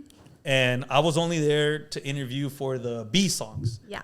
But I had to ask you about Museum of Failure, okay? So I kind of snuck that question in there and stuff. And, and you kind of, you know, it was a quick question and stuff. Yeah. I didn't even edit it out. I wasn't supposed to. I wasn't there for that. But let's talk about Museum of Failure and stuff. How does this beautiful song come about? It's a little heartbreaking and stuff, obviously. But what's the story behind this? Yeah. So the end of last year, this was the time that I mentioned that, like, my husband and I were going through a really hard year, a lot of loss and grief and everything. And so I was really trying to, we were trying to support each other and take things off each other's plates quite a bit. And in the process of me trying to take something off of his plate, what happened is, the short story is, I was the victim of fraud. Wow. Really intense, lost a significant amount of money, and I was so devastated by it and so embarrassed by it. There was so much shame involved, so much so that I became physically ill when I found out what had happened. And I was so overwhelmed with, like, how could I be so stupid? I can't believe this. I consider myself like a pretty smart, level-headed person. And yet somehow I fell for this. You were blaming yourself during that? Oh, for sure. Okay. For sure, yeah. like for a good 48 hours, I was like inconsolable. And at the same time, what was happening is, I'm not sure if you guys are familiar with a French woman named Giselle Pellicot, but there was a story in France about this woman who her husband had drugged her and would have for years and would have his friends come over and rape her. Oh wow, no, I haven't heard And of it was this huge trial in which her husband was on trial for this, and she let he would videotape it. Oh my goodness. She would let the videos be shown in court, and she was very vocal about the fact that this is not my shame to own, it is his shame to own. So many people would be so embarrassed by, and it was a public court.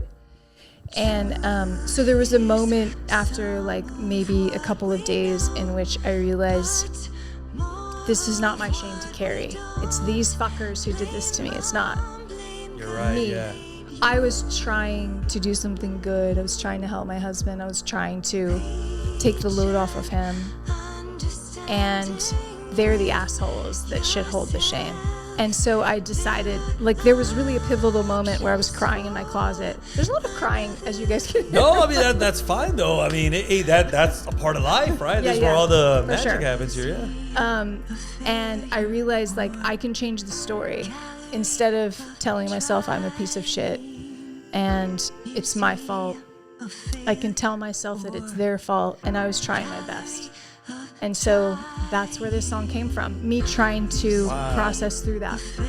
That's a hard thing to have to Yeah. go through, and then it takes a lot to come to that realization too, that hey, this is the shit that they made. This is freaking crazy. I read some of this story on social media where you wrote about it. I was like, wow, this is incredible. Yeah, This is I'm incredible. still like it'll be a year in December. I'm still not able to give the details of the fraud because my goal is to be into a place where I'm not ashamed of telling the story. I'm not quite there yet. Yeah. But the fact is that like we can change the story that we tell ourselves, right? And the idea that I could do that for myself was revolutionary. Damn, there you go. Right? And it still carries a lot of shame, but a lot less shame than it would Yeah, of course. before. It's like, and this is like a quote, I don't know who to attribute to, but the Museum of Failure or a Gallery of Trying, it's out in the ether, and it's not really attributed to anyone specific, Okay. but I used that in the song. Is that I think you posted that poem also, right? On the story and stuff. I believe on this track is the one. Let me see. I have something written. I have a lot of notes on this track right Yeah, here. please, tell me what you Was thought. was this the one where once I realized what had happened, I was consumed by shame. It was disorienting. I was in shock. I could have. How could I? I'm sorry. How could I have fallen for it? How could I have believed them? I was quite literally physically sick with self-blame. That's what we were talking about right now. Yeah, I can't even. Like can't I even vomited imagine. in the sink. Like that's how overwhelmed I that- was, like from like shame. That's how intense the situation was too. I mean, wow. You know, and you also wrote over here, the message to myself was that these moments aren't pieces of a museum of my failure, not proof that I was broken. Instead, the mistake made should more appropriately be hanging in a gallery of trying. Yeah. You know, like I love all this. Like I'm sorry you had to go through that. That's like, Thanks. what a situation and stuff. And once again, I don't know, I think this is the wrong track. Yeah, I love the way that the last words on this track, you know, you say this messing up will last forever and stuff. Yeah, It's I mean deep. that message is basically like there's no way to go through life without messing up, right? Yeah. Like you're always gonna quote mess up, but we're all just trying. And so like accepting the fact that you're not gonna be perfect, you're gonna make mistakes, and embracing that instead of viewing it as failures, viewing it as like I was really trying my best, you know? Yeah. Like- And like this song is really deep. I'm glad that I'm sorry that you had to go through that situation, but you put this wonderful song out there and stuff with a beautiful message too. Thanks. You know, Kyle, where do you come in on this one right here? This is a deep right here. This I track don't know is if deep. Kyle's ever heard that whole story. No, I really haven't. I don't Oh, Kyle doesn't ask a lot of questions. He's like, I'm just here lets doing my it job. be. He lets it be. Yeah. You can tell it was deep. It was a deep song. Yeah. It's a powerful song. Deep subject and stuff, you know. Let's move on to Less Lightheaded, okay? So I know there's a great story behind this one right here. Yeah. Yeah, so like Kyle mentioned before, I do a lot of vocal layers in my song. So many. And so like another musician, a friend of ours, like just sort of like haphazardly said, you should make a song that's just nothing but your vocals, and then Kyle can do his magic. That came, and you In the also box. you also posted that on social media. You put a couple seconds of the original. I love that. You know? Yeah. Yeah, that was so fun to make. Talk about like being in a playful zone. That whole song is doing that. Like, how can we make this sound like a drum? And Kyle can speak to this too, but yeah, I sent him a ton of tracks on Guitar Band, just trying to come up with like, this maybe can be this, and this maybe can be this. And then he said, okay, send me some clicks and pops with your mouth. And I spent like, this is one of my favorite stories about who I am. All right. Okay? Which is like, I will follow instructions. He said, send me some pops and clicks. Sort of like R2D2, right? So I went on YouTube and I listened to R2D2 clips. Oh my goodness. Yes, I did. And I spent like an hour and a half or 2 hours back in an extra bedroom putting very embarrassing pops and clicks and beeps and boops on a guitar track and sending it to him. Now you can tell your part, Kyle. Is this what you released on social media?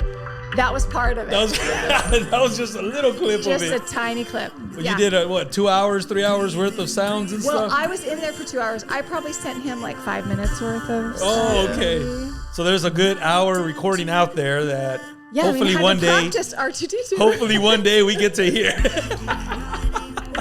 Yeah, I'll share it with you if you want to hear it. Oh, I Yeah. definitely want to hear that. Yeah. She did a good job.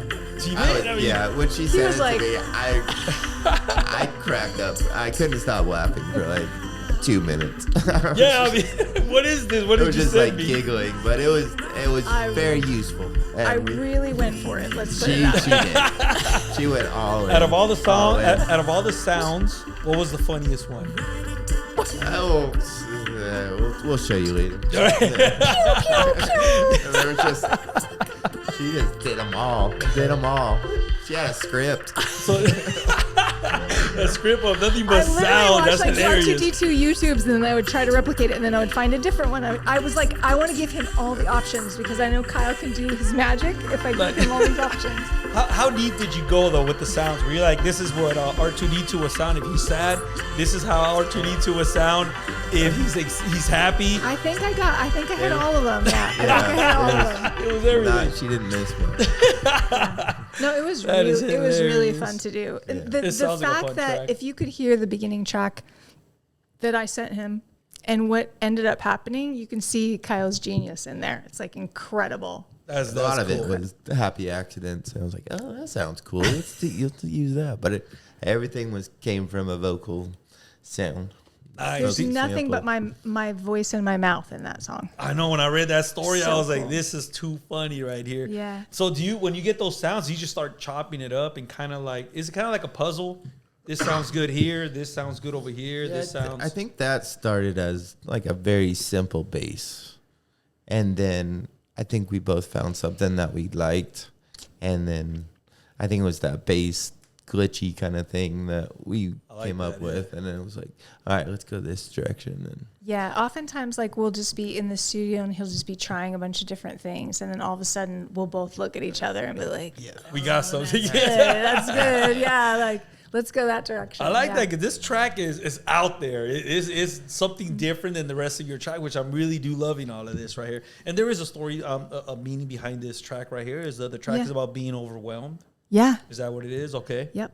My friend, again, the Strut and Basque friend, he's got some great. I gotta meet this person. I know, he's great. Give me some ideas. I had a lot of stuff on my plate. I'm a busy gal, and I was needing to drop some things, and I was talking to him about, simplifying life and taking care of yourself, and he shared a story about himself in the gym, working out and doing this thing in which he got really lightheaded, and his trainer said, well, did you remember to breathe? And so he was sharing this as a metaphor, in life, basically like stopping and paying attention. And so, of course, I was on a walk like a day or two later, and there was this like beautiful sunrise and these puffy clouds, and I took a picture and I sent it to him, and I said, thanks for reminding me to stop and breathe. And he said, you're less lightheaded that way. And I said, the title of my next song. But this was happening simultaneously with like our friend challenging us to do all vocal song. And so it just like all came together at the same time. And I was like, that's going to be it. That's going to be, There's a lot in this one song right here. Yeah. This is incredible. I love that. Thank you for sharing that. Okay. The last track I have over here is You Know Who You Are. Now there's a story right here, and have you ever tried to save someone pretty much? Right, exactly. Is that a situation that happened? Is this based on something you heard? Yeah, Please don't tell me you went through this. No, this is a life situation, really challenging life situation. Which, I had a lifelong friend who just was having a lot of challenges, and I was just doing everything I could to save them, and it just never worked. As People it are does. just hard-headed like that. Yeah, I can relate. Man, I've had that situation to me too. Right, it's crazy. Right. Yeah, and it was devastating. I mean, really devastating, losing a lifelong friend. But through that process, recognizing that it wasn't my job to save them, and also that situation turned into it being my fault. And so this is sort of like me taking the power back from that situation and recognizing that I couldn't save them, and it wasn't my job to save them. And I'm better off now in the aftermath without them, basically. Damn. Yeah. I like that you said that, because unfortunately it takes time for you to realize that. For sure. And so much damage happens. Sometimes decades. Oh gosh, dude, decades. Damn. I'm pretty quick to let people go now. Friendships like that. But I had to go through situations too where it was like a year goes by, 2 years, and you're like, you know what? Why am I even here? Yeah. This person doesn't want to improve themselves or whatever the situation is. Well, it's hard when you love them so much. Yes. I used to say that I had a heart-shaped blind spot. Yeah. For a lot of years. Yeah. Yeah. You just love them so much and you want to help them, but ultimately you can't. You can. It reaches a point where you're just, you know what? This isn't good for me. Yeah. Especially if they don't want to help you themselves. Right. It's tough. Like I said, I've been through these situations. I can definitely relate to this song. I'm like, wow, I'm glad somebody wrote a song about this, Kyle, what can you tell me about this wonderful track over here? Well, this was a very Haim-inspired track, which is fun to do. Right. I don't know. It's just listening to the progression of everything. It's so nice to just hear going back in that time. Yeah, it's true. Did this song start off like with a strumming or a keyboard, or like how did this get started? She had a couple tracks for this one that she sent on GarageBand. I'm trying to think what. I had this was like a GarageBand demo that I sent him, and then I had a couple of tracks. They were both from the band Haim, who I love. They're three sisters. They're so badass. I love them. So it was like, can we make this song like sort of like a little bit of this one and a little bit of that one? That's the vibe, and somehow combine them, and it turned out great. Oh yeah, this is a really, really good song right here. I love that. I love the message behind it and everything too. Like I said, I can relate to this right here. And what you heard right now is just a couple of tracks that we have on social media. You have actually you have a YouTube channel too. I subscribed already.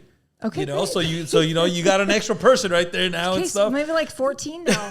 Yeah, I'm up there now. I'm there. But after this interview, I guarantee you're gonna have a lot of people checking out your Great. music and Thank stuff. And once again, it's available on all streaming platforms. Go ahead and check it out. Memzy's available on social media as well. Go ahead and plug away social media and stuff. Where can they find you at? That's your camera right there. Memzy, Memzy. It's, by the way, it's a nickname I've had since I was a little kid. So. Oh, we're gonna talk about that too. Oh, great. Okay. Yeah. Because there was a situation where it was like, okay, I looked up Memzy, right, and I was doing my research, Yeah. and I was looking through your music and everything, and I found out your name, and then I went on that rabbit hole. Okay. That's a whole other interview. Okay. But I wanted to focus on your music here today. Sure. But I would love for you to come back another day and let's talk about the other stuff, because there's a lot of stuff there too, you know, and it's a lot of good stuff and everything. But just with the music itself, I mean, there's just so much to talk about. I like to keep you guessing. You know, but it was Mixed really messages. good. So you ready for some shotgun questions? These are questions Sure. that, don't take them Do serious. they go to Kyle too? Yeah, he can answer too. You've probably already done these already. I'm pretty sure you have and stuff. So who is your dream collab? The band Joseph. Joseph. Okay, so if you Sisters. I know. We need to talk about that. Kyle. That's new to me. Yeah, I love them. all right, or Or Haim. I mean, it would be Haim would probably be up there too. okay, Haim. So what kind of song would it be? God, I just have this image of Haim being, and Joseph being like, they're just like these badass, cool females that give no fucks what everybody thinks of them. All right, That's I like like my that. goal. Like that's the goal I want to get to. I like that. All right. Yeah, yeah. So it will be one of those So songs that kind then. of vibe. Yeah. All right, I like that. Yeah, I would sure. love to hear something like that. If not for the genre of music that you create, I mean, you've done. Do you know country what now, genre pop. it is? It's a little bit of everywhere. It's like pop-ish. There's a little bit of alternative mixed in there. You know what I mean? So a little bit of country inspired too. So if not for any of those, right? What Sure. other would you like to sing or even play? You play, a couple notes on the keyboard and stuff, a couple keys. I have a secret. Uh-oh. Kyle's looking Uh-oh. at me. Do you want to say that here? I mean, all these viewers and stuff. No, there are some like artists that do that I really love that do. I don't know if rap is the right word, but it's like a spoken Oh, okay. like version of a song that's sort of in the rap realm. Oh, nice. Yeah. Are you I think ever that going would to be try really that? fun to do. Yeah, I think I mean, you got probably. Like- I'll try Like anything. poetry, spoken kind of thing right Yeah. there. it. No, she wants to rap, bro. That's what she wants to do. I'll send you some tracks, the inspiration. Hey, you never for know. it. Yeah. You have a lot to say. So I'm pretty sure that you can fill Yeah, some I'm pretty- 16 bars in there. Get it all She in can there. probably improvise pretty well. Okay, you're freestyle it then. All right. We got a freestyle here. All No, right. hell no. I would love to hear I something do like have that. a lot though. to say though. I'm pretty verbose. Oh, so there you go. You got 16 bars ready to go and stuff. Maybe next time. All right, next time then. All right. So what other talent besides music do you have? I know you do art. So what other, besides those two things, what is another talent that we don't know about? What's a hidden talent? I mean, I do love art, but I mean, I don't know. Maybe my hidden talent is laughing at myself. All right. Explain It's that one. One of my favorite things to do. Like we talked earlier about the Boops and Beeps track that I did. All right. Like when I did it and sent it to him, I was like, I'm not okay. Like I'm so embarrassed, but I'm sending this to you anyway. I'm not okay. Here it is, and also I'm so sorry, right? Hey, I did what you asked me to do, so here you Right. go. Yeah. So like those kind of things make me feel so joyous in life. Just being so dorky and real. I love that kind of stuff. Yeah, there's So nothing wrong with I that. guess so. Yeah. Hell yeah, I like that. That's a yeah. good answer right there. I guess. All right. Well, growing up, we grew up with different toys and stuff, okay? We had toys all around and stuff. So what was your favorite toy? Or what is the toy that you wish you could bring back? Ooh, gosh. Yeah, we're going that way. Wow, that's like out of left field. Well, to be fair, I never had an Atari. An Atari. Okay, me either. Everybody on my Neither. block had an Atari, but we couldn't afford Really? one. So I would love one of those like Oh, joystick the joystick Ataris. one. Yeah, that That'd one be button. so fun. That one button, that red button. That's all you need. That's right. That and the joystick. Keep yeah. it simple. Yeah, I always Man, wanted one. I never could have one. Also, Cabbage Patch Kids were really popular. My parents couldn't afford one, so my mom bought one that was handmade from a lady downtown. Oh, you got the bootleg one. And I had a lot of bootleg toys. I had to pretend to really like it, and I opened it up. And you had to pretend to like it. Thanks, Mom. And The handmade one. Oh, How's the handmade one more can't show cheaper this to than the any of my Cabbage friends. Patch? It was Kyle. It was a long time ago. Okay, I'm You know, he's old. making fun of you now, huh? This is like the 80s, Kyle. Those handmade things used to be cheaper then. Yeah.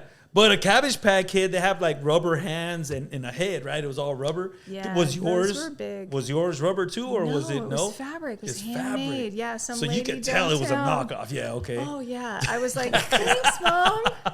Did you ever take it out, with your friends, No, And I was too embarrassed. I was too embarrassed. that is too funny. All right, if you had to choose a final meal, Okay. what would it be? I would say probably sourdough bread, toasted sourdough bread and butter and garlic hummus. This is literally just coming out of left field, so I'm just throwing it I don't know out why there. that sounds pretty good. I've never had that, but that sounds And then pretty like good. a hot fudge brownie sundae. What do you get? And like 4 Diet Dr. Peppers. Diet Dr. Pepper's 4 of them. I'm Damn. addicted- You got the munchies, huh? I'm addicted to the Dr. Peppers, Diet Dr. Peppers. Well, here's the real question. Would you do crushed ice, Oh, for cubed sure. ice, or that pebble one that they sell at Sonic's? The Pebble one I have at home. Oh, Yeah, my goodness. Yeah. So it's is nothing so like good. it. Yeah. You have like a machine that makes It's that, like or is the sits on the fridge? counter. Yeah. Oh, my God. I didn't even know It's that. really worth it.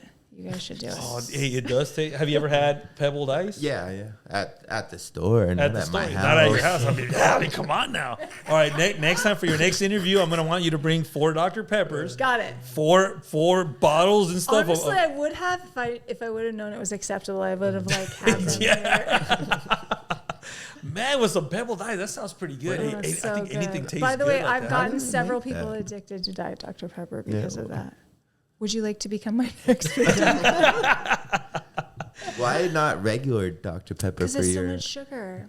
But it's your Before, last. Isn't it your last meal? Oh, the last meal. Yeah. Oh, now my taste buds are aspartame all the way. Yeah. I love that. Yeah, that is hilarious. All right, so what's your favorite movie? There's a lot of good movies out there. There's a movie that comes out on yes, TV yes. and stuff. Which is the one that you're gonna be like, you know what? I'm gonna sit down. I'm gonna watch this. I love the movie called About Time. Why does that sound familiar? What is this? Rachel McAdams is in it, and I can't remember the other artist, yeah. the I know what you're other talking about, yeah. male lead that's in it. He has red hair, but it's surprisingly all about living in the moment and being a human being on Earth with consciousness. So All right, be there you surprised go. to know that. Yeah, it's really good. I think really I'm good. pretty sure I've seen it. It I've sounds seen that. familiar. I need to Yeah. go back and watch it. What about you, Kyle? What's your favorite movie? The Big Lebowski, probably. Oh yeah, you can't go wrong with that. That's a good one right there. Yeah, Not so serious. Yeah. Something you can just And relax yet, and just and have yet fun with. there's some really There- deep there- messages in there. Yeah, for sure. Like you gotta chill, man. Hell yeah! All right, here's a good one right here. You have a playlist. It's on your Yes. phone. Yep. What is the most embarrassing song that you have on that playlist? Ooh, okay. Kyle, you too. You got a playlist going on music that you listen to on your phone, on your car. Probably What's that one embarrassing one? 1, 2, 3, 4 by Coolio. Oh yeah. Yeah. In the corner, get out, get down. Yeah. I like that. That's a good track Gonna right go there. ahead That's not and get embarrassing. down. Well, I'm 50. Still. Still. I mean, it's still not bad. I mean, that's never gonna go out of style. Okay. You know. All right. All right. But Coolio. Okay. Yeah, not bad. yeah. Not bad. Kyle. I think of anything embarrassing. I might You're have. not embarrassing at all. I don't know. I don't think I have anything. You don't. Everything you have. Everything you have is cool then. Everything I have is probably embarrassing. Actually. the whole playlist. Yeah. There's always that It's one just- hidden track, right? You're like, oh, nobody can hear me listening to this, right? You put my Yeah. headphones on. To be Yeah, fair, I'm pretty sure everything's probably embarrassing. That's where I'm going wrong. Just a bunch of old country and that's Steely not. Dan and dad music and That's not Dad music I mean, is yeah. amazing. Yeah, no, it's not. Come on, Steely Good Dan. classic music. Yeah, for real. All right, if your life had a theme song, If you had it, what would it be? Kyle, you too. That's a hard one right there. Yeah, that's a hard one. These were supposed to be these were supposed to be easy questions, bro. What happened? Somewhere over the rainbow. Ah, all right. Are you gonna go check it out at the Spear over there in Vegas? Oh, that'd be fun. The Wizard of Oz. I heard it was really good. I heard it was really good. I want to go check it out. I really love The Wizard of Oz. Big core memory for me. Yeah. So. Okay, so why the song though? This song, my dad used to sing it to me every night. Oh, that's nice. As I went to bed when I was a little girl, he would. That is nice. And my dad was like really like buttoned up and like proper. But that was the only time that he would sort of let his artistic side out. He would sing Somewhere Over the Rainbow to me at night. Yeah. And he passed like 15 years ago. Oh, okay. Yeah. So it means a lot. But it's a beautiful memory. It's a great memory. And it's a great song. It's a good song. Great message. But it means a lot more when you hear it from somebody that you really love and stuff and that loves you back like that. Yeah. Kyle? I'll get back to you. That's a hard one. On that Okay. one. All right. I'll think of it. On the way home, I'll think of something. Steely Dan. There's just so much music, but what can you really relate to, right? Yeah, that's a hard one right here. That's a good question, though. All right, I'll get back to you. I'll get back to you. All right. If you could have a superpower, any superpower, what would it be? And how would you use it? Wow. I think if I had a superpower, it would be to...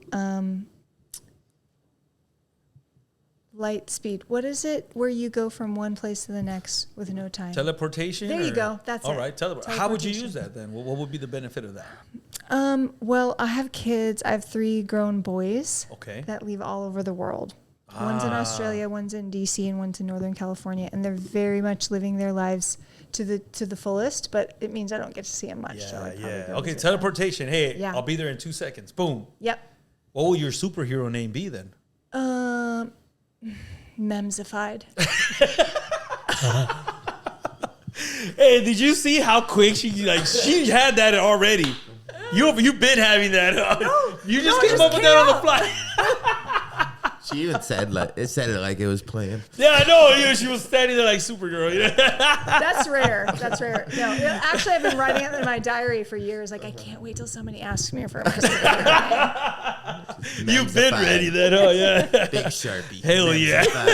She's got the logo and write everything. It over and over and over. Memzified. One day I'm going to use this. Kyle, have you come up with an answer yet, or do you want to go to the superhero one? I'd fly. You would fly? Everyone, well, no. That'd be pretty amazing. That'd be amazing. We can't fly. That was my second choice, yeah. All right, but teleportation will be quicker though then, right? Yeah, true. It would. But flying is a She would beat sensation. me. She would beat me, but I would enjoy the ride. Yeah, there you go. I'm more about the scenery and enjoying everything. What would your superhero name be? K-Rap. K-Rap. I like it. Hey, we're going to make that happen. Hashtag K-Rap. We're going to definitely make that happen. All right, here's a serious question. We're going to go ahead and flip this thing around. Here's a serious question without laughing. Okay. Point at your tickle spot. Oh, here? Okay, the neck? Yeah, for sure. Oh, okay. Kyle? My sides. The sides. All right, man. You guys passed. You guys didn't laugh. Usually everybody laughs as soon as I say that. You said no laughing. Yeah. I follow instructions. I'm not sure if you heard that before. Yeah, but there's something about just remember your tickle spot that makes you laugh. You know what I mean? But no, you're like, you were good right there. All right. I follow the rules. All right, here's an interesting one. Your music is very lyric heavy, okay? Yeah. But what is a word you will not say? What is a word you will not say? Yeah, you said a lot already, so. I do use the F word a lot. Yes, you do. Yes, you do. But it's okay. To be fair, I spent 37 years saying no swear words. That is true. I've got to go ahead and catch up. Yeah, get all the fuck words out there. You know, that's fine. I haven't really said the word cunt. I don't really say that one. Do you have to pick a certain spot in a song where it would have a reason, a meaning why you say that word? You know what I mean? Because you hear a lot of music, they throw the fuck word out there a bunch, and it's just to fill space. But in your music, you have it there because you are expressing how upset you are. Yeah. which gives the word fuck a meaning. You know what I mean? So with that word, with the word cunt, Yeah. would you look at it that way? Would you be like, hey? Yeah, I think like if there was ever a time where I really felt that, I would probably say it, but it hasn't happened Okay. yet. It hasn't happened just yet. Okay. Yeah. Kyle, you want to? All I don't right. know if I can. Well, I don't really curse that much. But You don't. Yeah, you don't. You keep curse it clean, that which is much. good. Yeah, that's a I curse a lot. You do. You have you went through a lot. Like shit. I said, How many I'm F words are in making up for lost Alpha time. Dog? Yeah, that is true. You're making up for all that. Okay. So what other, besides Memzy, what other name did you have, and where did Memzy come about too? Well, my given name is Emily Parks Waite. And Memzy came from one of my best friends when I was 10 years old. Oh, wow. So, Okay. you know, like nicknames have iterations, you know, Yeah. Emmy, Mems, Memzy. And so it's just one of those that stuck. And when I decided to do like a solo project, I didn't want to use my regular name. I wanted to use an artist name. Yeah. So that just seemed like the most Yeah. fitting one. I like it. It's something different. Yeah. I've never heard that before. Just so you know, I've had several people reach out to me on social media asking if I would give up that handle. Oh, hell no. And I'm always like, no. No. That's a dope ass name. Why would you give that I've up? had Yeah. several, and I ended up having to block them because they wouldn't leave me alone. No, I'm not giving that up. Yeah. All right. Who were they? Just like Random people all over the world. just are they artists or just people? Just people. Just They're people. like, "This It's is a my catchy name, Can I yeah. have it? Nah, this is me. But that hasn't been there for that long, right? You were no, I've had that handle for Instagram for like 10 years. Oh, maybe. okay. So that's Yeah. a good amount. Yeah, that's a good amount of time right there. K-Rab, is there a... K-Rap.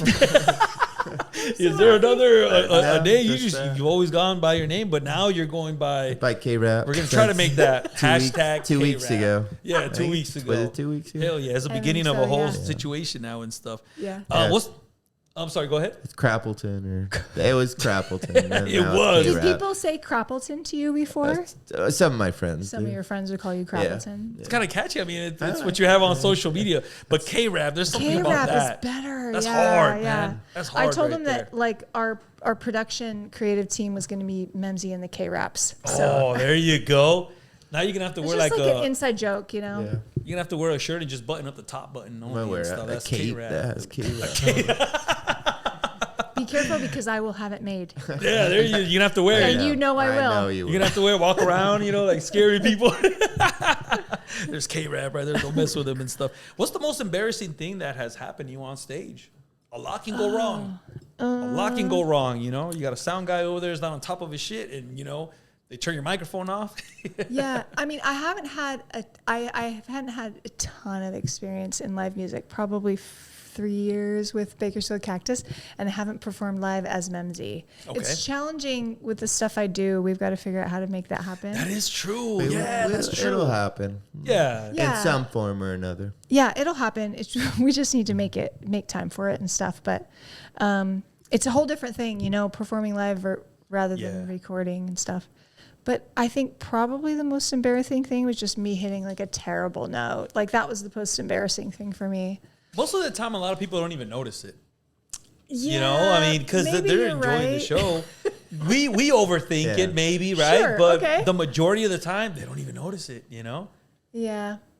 So the Woolworth sessions and stuff, is that it's just a Yeah. personal question for me. Are we Sure. going to continue that and stuff? I would love to continue that. Yeah, that happened in the interim when we bought the building before we started construction.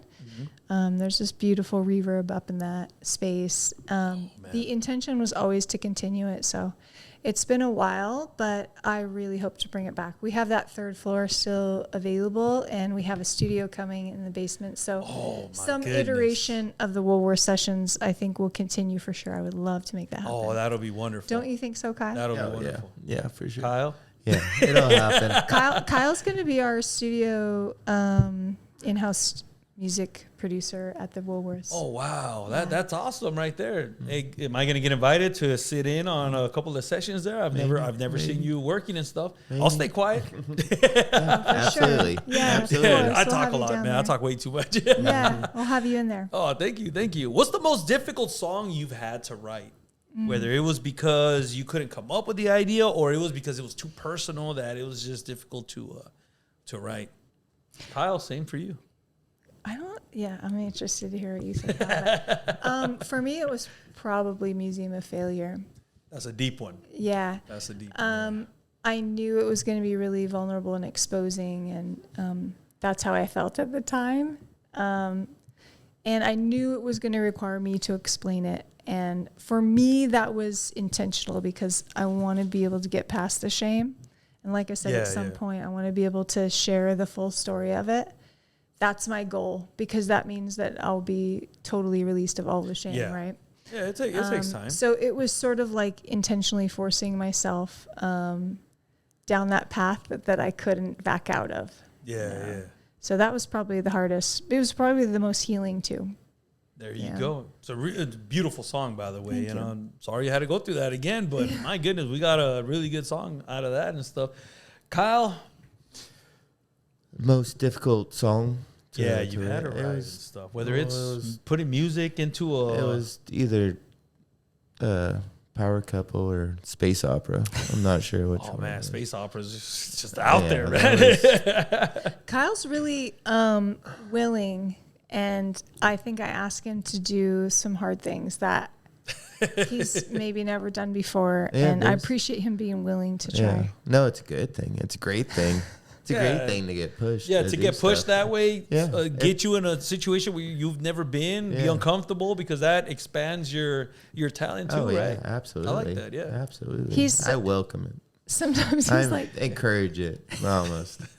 Sometimes he's like, do you want so-and-so to do that instead of me? Oh, like, is you backing down from that, huh? No.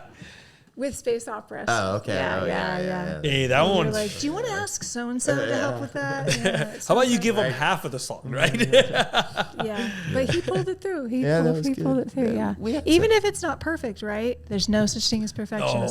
That came out really good, though. The process of doing it is the most important to me. But once it's done, once it's out... It's hard to say it's done, ever. Yeah, okay. I think part of it's because you continued working on it. Yeah, there you go. That is true. You don't want it to be done. That is true. So 7 minutes wasn't enough. You tell me. I liked it. I stuck with it. I listened to it several times. I think we brought it down. I think it was past 7 minutes at one point. Yeah, like we cut it originally back. I think it was. So on the next album, you should do 10 minutes. All right.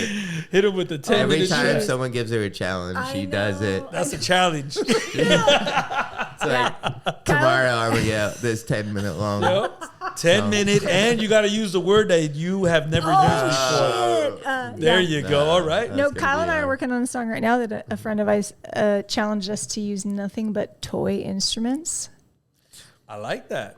And so we wrote a whole song using nothing but toy instruments. Oh, I can't wait to hear and that. it's been so much fun. Yeah. Hey, sometimes it does sound good though, right? It's gonna be fun. Yeah. It's gonna be a good one. I've seen artists do that too, and I'm like, dude, this sounds really cool. Like it just like makes this space that you have to be really creative, and like what's more fun than that? Yeah. Plus you get to play with kids' instruments. Yeah, like, how many adults get to do that? Exactly. Oh, I can't wait to hear that. That's awesome right there. If you had to pick only one song in your catalog to show a new listener something that says, hey, this is my story, this is what I'm about here. That's really hard because have a lot of them, every song is so different. Yeah. But for a new listener, somebody that wants to know what you're all about. I know that you share a piece of your life in every single track, right? Yeah. There's always a little bit here, a little bit there and stuff. But what will be the one? Well, I think that it would probably change depending on my time in life and, you know, the day that you ask me. Yeah. But I guess today it would probably be Strut and Bask. Ah, okay. Not necessarily because like of the whole package of the sound, but because that's how I want to live my life. I want to live my life like without apology and just being my real self all the time. I like that. So I guess that's the one I would pick. That's today. not bad. I mean, you can't go wrong with any track, really. Thank you. That's really good, though. Kyle, what about you? Is there a track that you produced, that you engineered, that you played, or that you wrote, that you would say, hey, this is what I'm about? It doesn't have to be me, Kyle. Yeah, I don't think I know there's a lot of Memzy songs out there that I know you want to pick, but you can pick another one if you It's want. hard because I love doing it all. And I can't say which one's really me or if I have a favorite or, I have so many different sounds. Yeah, because you do put a lot of yourself in each track also. Even the ones that, where you're producing for other artists and stuff, like you could tell what your sound. This album threw me off. I had no idea that you did this when I was like, wow. Well, that's why I love this as much as anything else. Any other style cool I do. Here. All right. I love the fact that people are surprised that Kyle did this album. Yeah, like, this is really good. It I shows want your people talent. to see like what he's capable of. Yeah, exactly. Like the range. Exactly. That actually made me want to listen to it again and pay more attention to like all the backgrounds, all the instruments and stuff, because I was like, as soon as I found out you did it, I was like, whoa, let me go back. Because then, like I said, I've listened to your other projects and stuff. This was different. I was like, wow, I couldn't believe this. This is dope right here. All right, if you can have a conversation with anybody at any time, who would it be? You mean anytime like in the world? Dead or alive, anywhere in the world. If you can have that one person where you can go ahead and have that one conversation with. Okay. Do you know, like sometimes you're in the shower and you're thinking, what if somebody asked me this? Like, what would I say? Yeah. You're not crying in the shower this time, right? No, not this time. Okay. So I'm going to throw something out of left field here. I read a book about 5 years ago. It's like this woman who experienced the Holocaust. She wrote a diary about it, similar to Anne Frank, but she was much older. Okay. And it's sort of like her journal entries all put together, and her name is Etty. Eddie, okay. And so much of what she wrote about was about like finding peace inside yourself, no matter what's going on the outside. Okay. And for whatever reason, it really resonated with me, and I would love to sit down and talk to her. That'll be amazing. Yeah. I think I've heard of her, yeah. Have you? Yeah, that name sounds so familiar, yeah. and it had to do with the Holocaust, yeah. Yeah. All right. She That'll be seems amazing, like yeah. so interesting, and like I would love to sit down and talk to her. Kyle? Also, I'm searching for a mentor if you know anybody like that. A mentor like that? Yeah. Huh, that's been through that much? I can't. I don't think I can beat that one. That's a good one. I want to really talk good to one. her too. Yeah. Okay. All right, we're gonna stick with that one. Yeah, that's. It doesn't have to be a Holocaust survivor, two of Kyle. us. He's trying to steal your idea. Look at it. Kyle loves to be put on the spot. Like, I know. It's always like on the way home. I'm like, I have so much better answers. yeah, that's usually how. Don't you have like a country singer or like a musician that you love to talk to? It'd be like a producer or something. Okay. I'm trying to think who. There's a lot of producers that you love. Like, is it a Rick Rubin? It's like, everybody likes Rick Rubin. Dude. Everyone likes Rick. Yeah, he would be a blast to talk to. Yeah, Paul McCartney. Well, he's not a producer. Paul. It could be Just alive or dead, though, right? Yeah, anyone at any time. Yeah. You already said. Well, I'm so on the music page right now. I can't think of much else. Imagine talking to Paul McCartney though, like for that would be real. bad. George Harrison. Music is so much of who you are, so it would make sense that you would want to talk to somebody about music. Yeah. That would be pretty good. What about you, Henry? Have you ever asked yourself that question? No. Oh. I would go all the way back. I'll go all the way You back. don't answer these questions? No, I just kind of like, what would be a good one? What would I want somebody to ask me pretty much, just to get to know me a little bit more and stuff? Yeah. I would say I want to talk to like Jesus, like go all the way back. Yeah. And just either that or an alien, one of the two, Oh, okay. I don't know. I'm just out there like that. Yeah, sure. Why not, right? If I could pick anybody. What would you ask though, right? Yeah. Do you start all the way from the beginning? I want to know from the beginning, or do I want to know what's going to happen next? Yeah. So do I have 5 minutes, or do I have a day to talk to this person, right? Very good point. Yeah.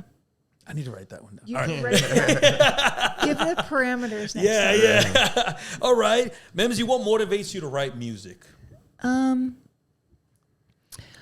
To be fair, to be totally frank, I think it's intrinsic. Like, it's not something that I need motivation for. It's just happening, like, without I love that. me trying to make it happen, which is a gift. I'm so grateful for it. It might not always be here. Yeah. You know, I don't know where it's coming from or why. It's like this unknown magic. And I'm just so happy that I'm able to do it. So I'm just going to ride that as long as it lasts. I love that. I love that you're putting all this wonderful music out there too, you know, and like I said, I know you just started right now and stuff, but you've always had music in your life. Yeah. It's always been, you've had music involved one way, shape, or another. And I'm glad that we have a great artist like yourself putting great music out there and stuff. Kyle, what about yourself, man? What motivates you to create music? It's just what I do. It's like, I don't need motivation. It just comes. It's always gonna be in me, and I just want to play and create music. And I love that. I feel, if I can add to that, if you go ahead. Don't mind, Kyle. I feel like that's who Kyle is. Kyle is music. Like, that's the way he communicates. Yeah. It's his easiest form of communication is through music. It's like his essential identity. Would you agree? Yeah, pretty much. Yeah. There you go. There you go. Yes, I'd rather play guitar than talk to most. Sure. Yeah. You look really relaxed when you're up there on stage playing the guitar and stuff. And not have to like sing. I feel more or anything comfortable like that. up there than Yeah. most it's nice places. and relaxing and stuff. Yeah, for real. You can tell. Like, that's why I feel like this is like a part of him. Like, his most comfortable space is like living in the music world. It's the same when he's like in front of the computer. You can tell he's living in that. I haven't seen him do that and stuff, but you know, I'm pretty sure that'll be pretty interesting and stuff. You will. We'll get seeing him turn all these knobs and everything. I mean, all right. Over here in the Bakersfield Underground, we like to share the spotlight with other artists as well. So, Memzy, is there an up and coming artist or anybody that you would recommend? I love listening to new artists and stuff. Is there somebody that you can go ahead and let everybody know? Hey, go ahead and check this person out. For sure. That's your camera over there, by the way. Over here? Yeah, that one right there. Okay. Devin Brinsfield, up and coming country artist. Kyle plays in his band. Kyle produces his music. He's super talented, great songwriter, good guy from Bakersfield. Oh, nice. Very talented. Highly recommend. I haven't heard any of his music, but I will now. I will now. You've got to get him on. Definitely. Kyle, you work with a lot of talent out here. Is there somebody out there? I mean, that's your camera over there. An up and coming artist, somebody that you feel that, hey, we got to check it. We got to check this person out. Oh, there's so many in town. Throw a couple names out there. You don't have to pick just one. I think Gene Coyote's probably gonna be one of them. Are they coming back? They're gonna create some good stuff. I know that. So it's legit now because I did ask her if they were gonna come back and stuff, and but this is news to me. So they got some new music coming up now. I think so. That's gonna be dope right there. Gene Coyote. I don't know. If they been have on any. Well, you interviewed Reagan at the B thing, right? Yeah, that was the only time though that I got to, and I can't remember if they mentioned it. They always seem to be working on something. But that'll be really nice to hear. They've got them, a great duo thing. Yeah, they got a lot of good stuff going on. Yeah. Hell yeah. All right, Memzy, give us a sneak preview of what are you working on next? What you got going on? Can you even talk about it? If you can, give us a little sneak preview. I know you got some tracks right there on your phone. I know you got something going on in there. Yeah. Well, like I said, we're working on that toy song. Ooh, that's going to be exciting which should be out soonish, in the next month or two. Oh, I can't wait. I just told Kyle yesterday I've started writing a new song, so there'll be something else coming up there. And then, I mean, I do have a dream to have a show sometime, like a live show, sort of like theatrical show with some theatrical vignettes in between the music. Yeah, because I know you're not going to do just a regular set. No, you're going to have to Memzy it up a little bit and stuff. I have some ideas. It's going to turn into something big now. See. If I can convince people to help me do it, then it'll happen. Come on, people, help her out. You know, I would love to see something like that, though. That'll be really nice. Thanks. Something that goes with your music and stuff. Yeah, it'd be really fun. I think it'd be just a fun experience, like to create it, make it, to have all the people play around. We can all come together and have a good time. I love that. I love that. And your artwork, is there any? You said there was an art show coming up. Or is that Well, anything I that's not have announced some yet? art in a local gallery here in town. Yeah, I saw that, yeah. Called Powell Gallery. It's out in the back of local. Okay. Yeah. And then I do have a website, memzyonline.com, if you want to buy some of my art. Oh, and that's too. nice. All right. Yeah, definitely. All right, cool. Kyle, well, what's coming up for you and stuff? What other projects do you have coming up? Is there any artists that want to come on the bug, man? I'll be more than happy to. Devin. Bring Devin on here. Devin, okay. I'm definitely going to look him up. Yeah. We're always working on stuff, and he's a good dude. Great artist. Very outlaw country. Oh, Yeah. nice. Sturgill style. Sturgill Maybe Simpson meets like Bakersfield Sound, right? Oh, all meets right. Led Zeppelin. Yeah, there's a. Hey, It's is he the gentleman that lives here in Arvin? I might be confusing him with someone else. He He's here in lives- Bakersfield? No, he's in I think he lives in Shafter. This, But yeah, that's It the might band be that this. played at Lightning in a Bottle. yeah. I think I'm confusing him then with Okay. somebody else. Okay. Kyle, go ahead and plug the studio. Do you work with any artists? Can any other artists come and work with you and stuff? And if they can, like, how can we get in just hit contact me with up. you? Just hit me up at Crappleton on Instagram. K-Rap? K Rappleton. or That's gonna stick. Kyle Appleton on Facebook. Just hit me up. There you go. Yeah, man. we're gonna have a studio opening up pretty soon. Oh, Yes, man. yeah. We'll have a studio available for the public to come Yeah. and use. Kyle will be the main music producer there. Oh, I would love to see in the that. I Woolworths would definitely building. love to For see sure, that. yeah. Yeah, definitely. Memzy, Kyle, I want to thank you guys for coming over here on the show and Thank you stuff. so we much. we did 2 hours. That wasn't too bad. 2 hours, That 10 went by minutes. fast. Yeah. Yeah, you said you weren't doing a 3-hour interview. You will not do that, right? I don't know if I said that, but Yeah. Yes. All right, y'all. Thank you guys, and we'll see you guys on the next one. See ya.